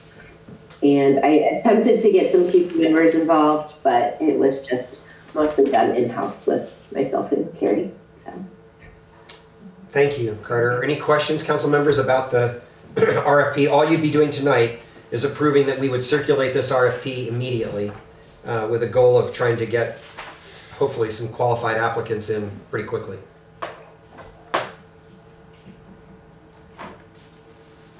Community residents, any questions about this? Okay, then with gratitude to Carter and Carrie and Chip, and the encouragement that I actually know that's been talked about through the task force, I would accept a motion to approve circulating the request for proposals for audit services. So moved. I have a motion I'll second. and a second. All those in favor, please say aye. Aye. Opposed, nay. Opposed, nay. Motion carries. And Carter and Carrie will figure out how to take that and go somewhere with it. Thank you. Okay, the next item on the agenda is number 10, and it's the coin drop and parades approval that we do every year about this time. And I confess that somehow my packet in front of me didn't end up with that piece of paper in front of me. Does somebody else have it there? Yeah, so the city approves up to 7 coin drops per year, 1 per month, May through November. A coin drop is reserved for the fire department and for the rec department. 4 of the 5 remaining are reserved for veteran organizations. And then below are the listed dates. May 23rd is the VFW Post 798. June 13th is the rec department. July 11th is the fire department. August 15th is the American Legion Post 21. September, there is no date with that. It says rec committee. October is the VFW Post 798 auxiliary. Then November is open. Should we do these coin drop first and then parades, just to make it clear and easy? I'll take a motion to approve those dates as presented. I'll make that motion. A motion, do I have a second? I'll second. and a second. Any questions or comments from the council members? Community residents, any concern with that schedule? Hearing none, all in favor, please say aye. Aye. Opposed, nay. Motion carries. Then Andrew, does it go on to the next piece too? Can you read that for us also on the parades? Yep. Great. So the 4 parade requests for 2026 have been received. The municipal budget supports and funds up to $1,000 for seasonal requests. Any other approved parades above the 4 must be funded by the requester.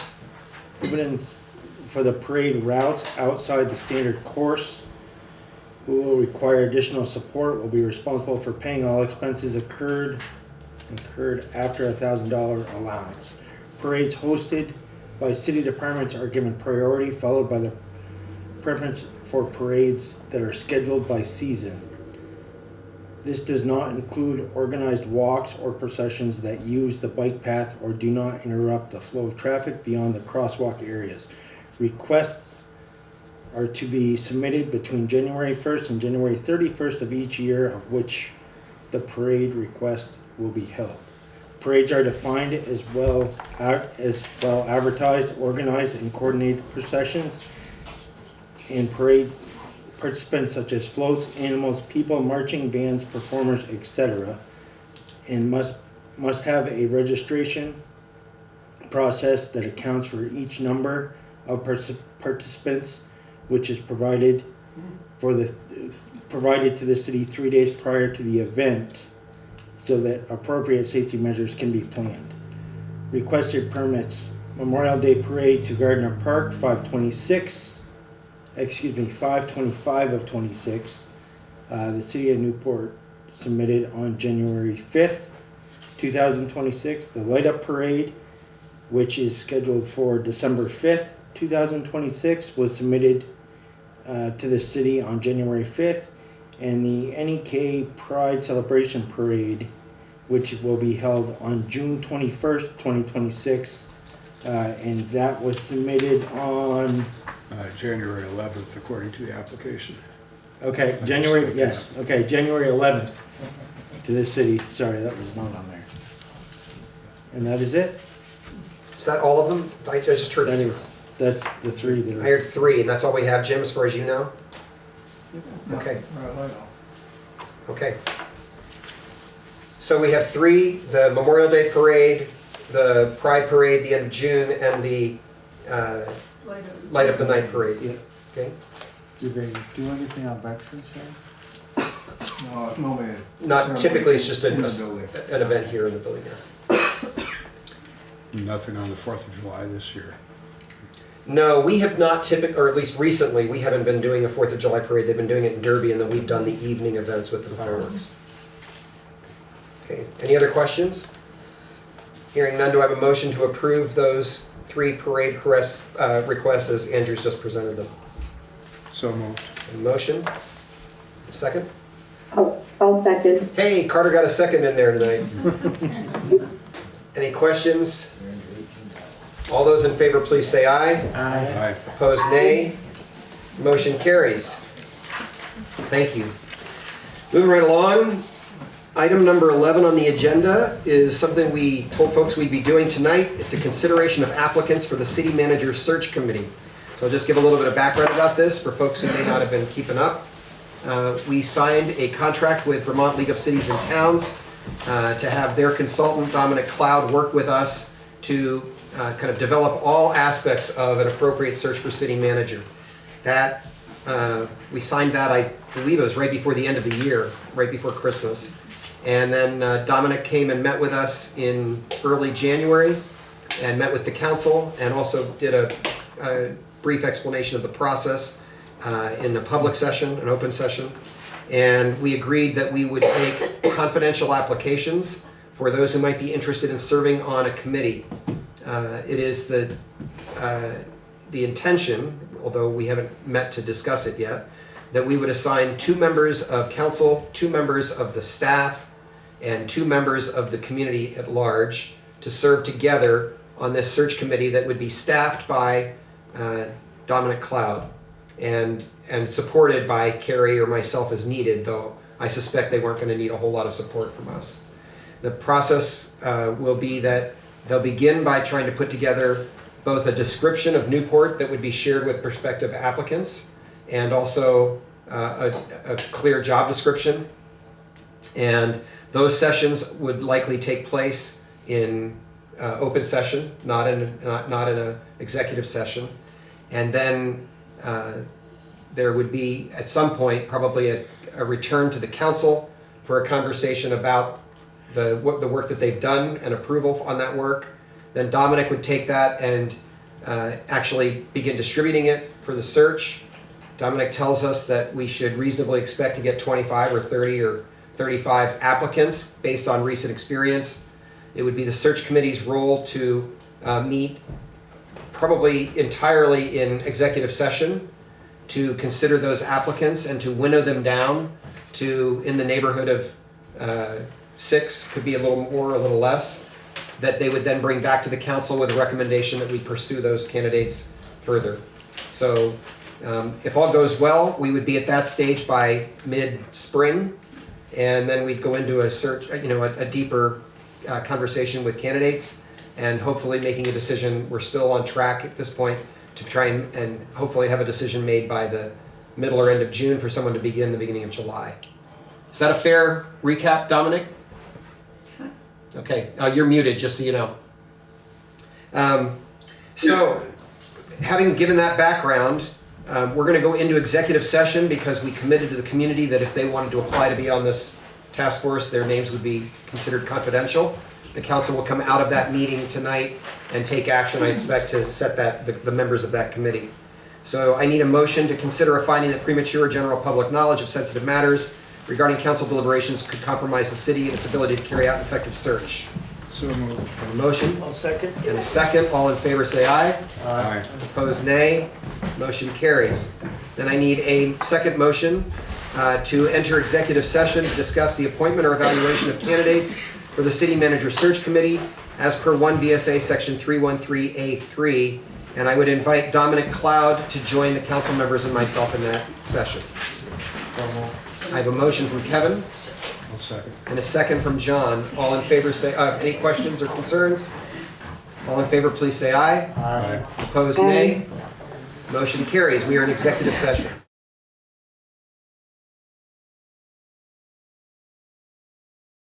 May I have a motion to exit executive session during which no action was taken? I'm muted again. Can't hear you. Sorry, I don't know how that happened. I'm either. The computer's on its own tonight. It's just doing its own thing. Well, later. so moved. Okay, so I have a motion to come out of executive session during which no action was taken. Do I have a second? Second. Motion and a second. All in favor, please say aye. Aye. Aye. Any opposed, nay. Motion carries. So the council has 6 strong applicants for the search committee for city manager, and I'm going to name them and give a quick, like 1 sentence description of each person, and then we'll have a motion to appoint them as a group.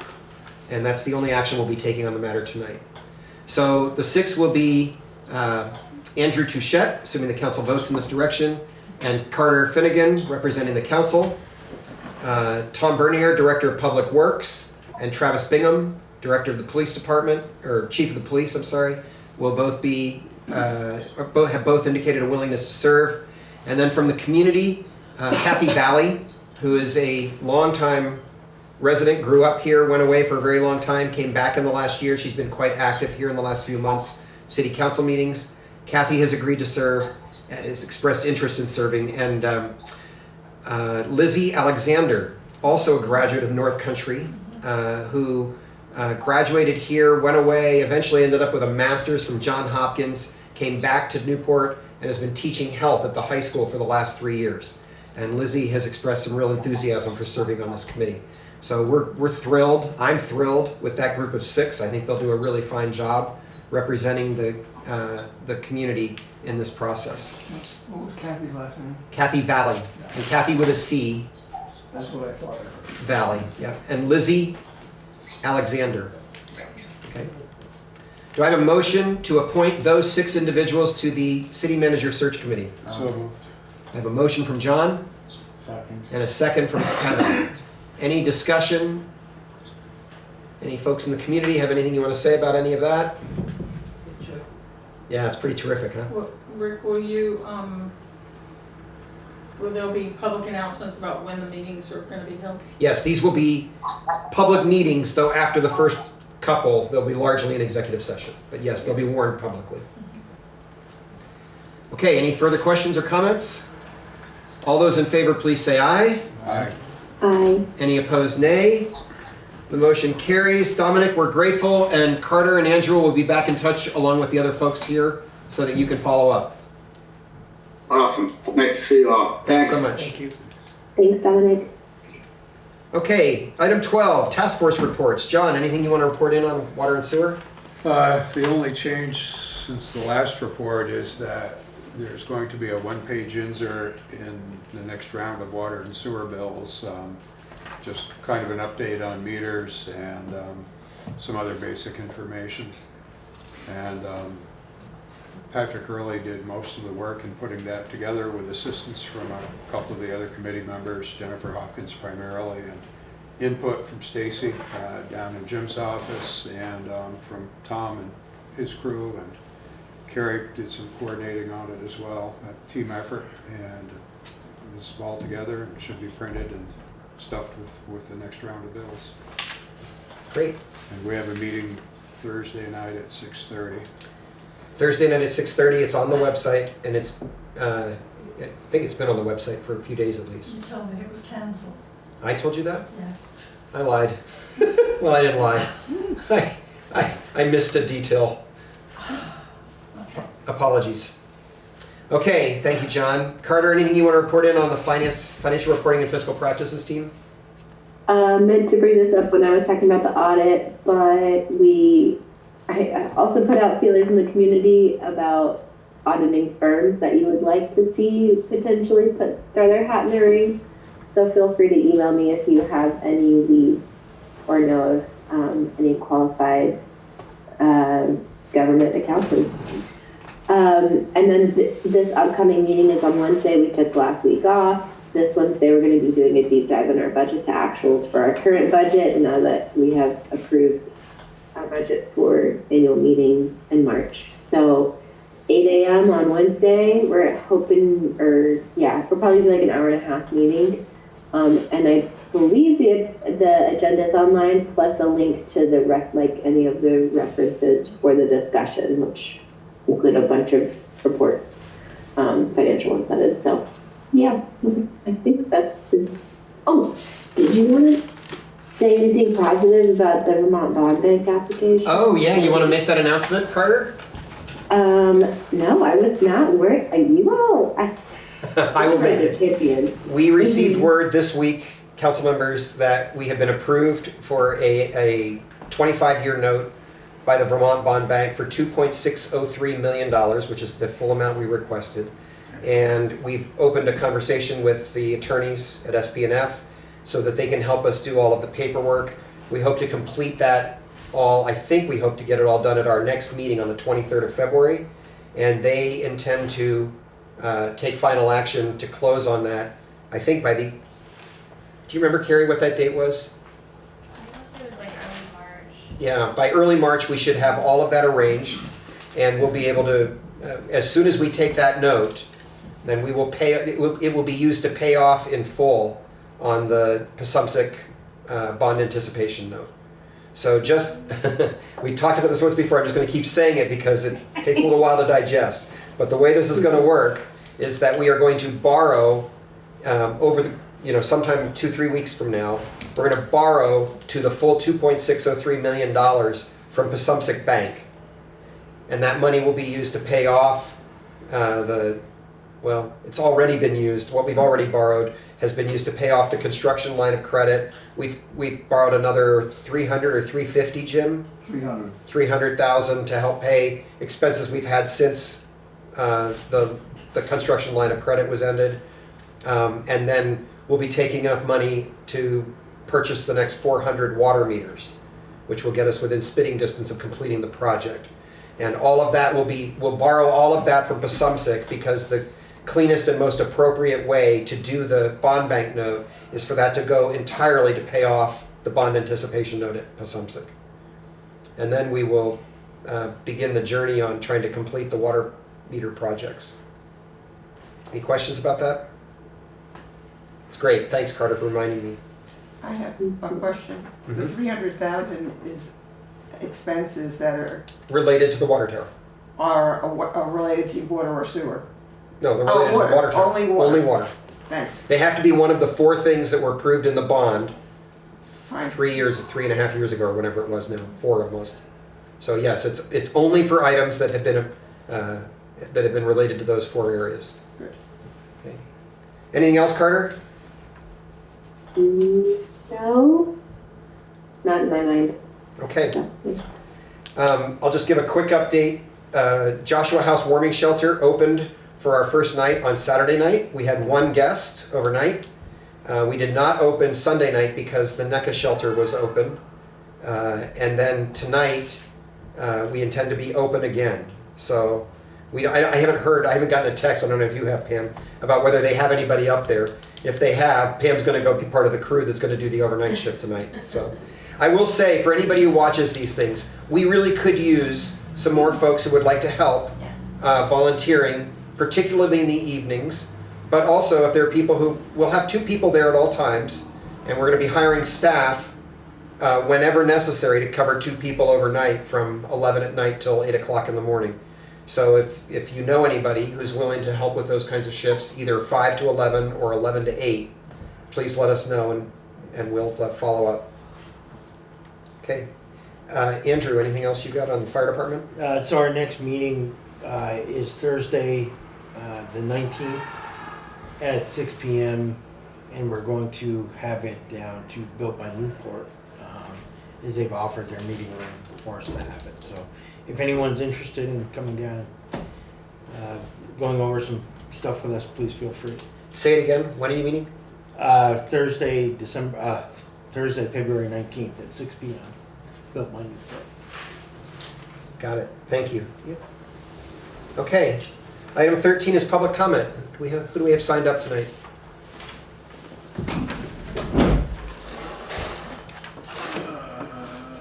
Ann first, then Pam. Okay, go ahead, Ann. It's hard to decide whether or not I want to talk about the budget or I want to talk about the charter. But let me start with the budget, and if I have time, I'll talk about the charter. Okay, we're going as to well. keep it to 3 minutes tonight, please, okay? That's fine. With respect to the budget, I always like to remind citizens at this time when we're close to a vote on the budget that they do have not only a right to say no about the budget for many reasons, amongst which is the fact that it went up over 10% again this year, and that some people are really afraid about what might happen if they say no, and enough people said no. And the only thing that happens is that the council has to come back with another budget, which we get to vote on. And if that's not successful, another budget has to be put together that we can get to vote on. So it is, a debacle doesn't occur if you say no to the budget. With respect to the charter and some of the reasons I thought we should have had more time, the one that I didn't really get to express enough is the last thing that the lawyer changed at the last minute, which was to add another section to the charter, which said anything that the state amends becomes part of our charter. And when I went home and thought about it, I realized if I'd known that and it was highlighted at the beginning of this process, then what we could have done to keep our charter the way it was in the sections where we wanted it to remain the way it was to actually say what we wanted as a proposition. Because if we said it, then it would be fixed and it would be what we thought should be in the charter. And the rule is that if we say that that's what we think is in our charter, then the state can't come and say, no, you've got to take our state statutes and they're what govern. If we put it in our charter, that's what would have governed and it would have been fixed until we changed it. So what we had happened here was a rush job that didn't give us enough chance to try to figure out how we could preserve what we wanted in our charter. That's Thank all you. for tonight. Thank you for your comments. Pam? Pass. Okay, anybody else on the list, John? And was there anybody, I guess Jennifer, you'd be the only one, did you have any comment you wanted to make since you weren't here in the room? No, I'm fine, thank you. Thank you, Jennifer. Okay, new business. Council members? I don't know if it's new or old, but is the Kevin Chu presentation coming up? That's worth Yes, thank you for mentioning that. Please help us to spread the word. The Newport Downtown Development Housing Committee, chaired by Dr. Umair Malik, has invited Kevin Chu from Vermont Futures to do a presentation at the high school a week from tonight, 6 p.m. in the auditorium. And we would love anybody to come to that from Newport and all of the surrounding communities. He does a presentation on kind of the statistics that tell us what's going on around employment and housing and long-term economic prospects, and it's quite a remarkable presentation. And several of the members of the Housing Committee had seen him do it other places and wanted us to try and see if we could help that happen here. So that's happening Monday night. Please help spread the word about that. Yeah, and it's not limited to Newport folks. It is not by any means limited. It'd be great if folks from, in fact, I intend to try and send a note tomorrow to all the select boards that I've been out to visit to say, please feel free to come if you can. Okay. Anything else from new business? Carter? I had a celebration finally submitted for requisition for the Gardner Park restoration. Wait, say that again. You did what, Carter? Submitted, so basically filed the final grant paperwork, and they have approved it, so we will be receiving payment probably later this week, finally, from Vermont Community Development Program. So VCDP said, great, thank you. And so yeah, butchered that celebration, but it's happening finally. And there will be a final public hearing and with an official notice on that closeout. So more will be shared on that later, but just as a fun woo to end the day. This is a $100,000 grant that Carter and Frank have been working their butts off for, 11 months or something like that to try and make come together. So it took a huge amount of effort because of the way that project dragged on for so long and the unevenness with which we had done reporting. And Carter, I can't say enough about how grateful I am to you in particular, because every time I see Frank, he says, people do not understand the work that Carter has put into making this happen. So thank you. Yes, and shout out to Stacy as well for helping me get some last minute documentation too that they needed. So thanks. Thank you everybody for the city. Okay. Yeah. I don't have any other new business. Jim, do you? No. Old business? No, thank you. No no's here. Carter, any old business? Jim? No. Okay, I've got a piece of old business that I think is very good news. I just want to inform the community that the lawsuit brought by Jennifer Bierling against the city has been dropped entirely. So as of, I think the 28th of January, I received notification from the court system that the matter has been closed and there will be no further action. Okay, next meeting of council is set for, you're not going to believe this, council members, but we're going to let you go till February 23rd. This whole twice a week thing has just got to come to an end. So our next meeting will be set for February 23rd, 6 p.m. here in this room. Do I have a motion to that effect? I'll make that motion. A motion, a second? A second. And a second. All those in favor, please say aye. Aye. Aye. Opposed, nay. Motion carries. Do I have a motion to adjourn? I'll make that motion. I'm not surprised at all. Second? I'll second. And a second from Andrew. All in favor, please say aye. Aye. Aye. Opposed, nay. Motion carries. Thanks for a great 2.5 hour long meeting, y'all.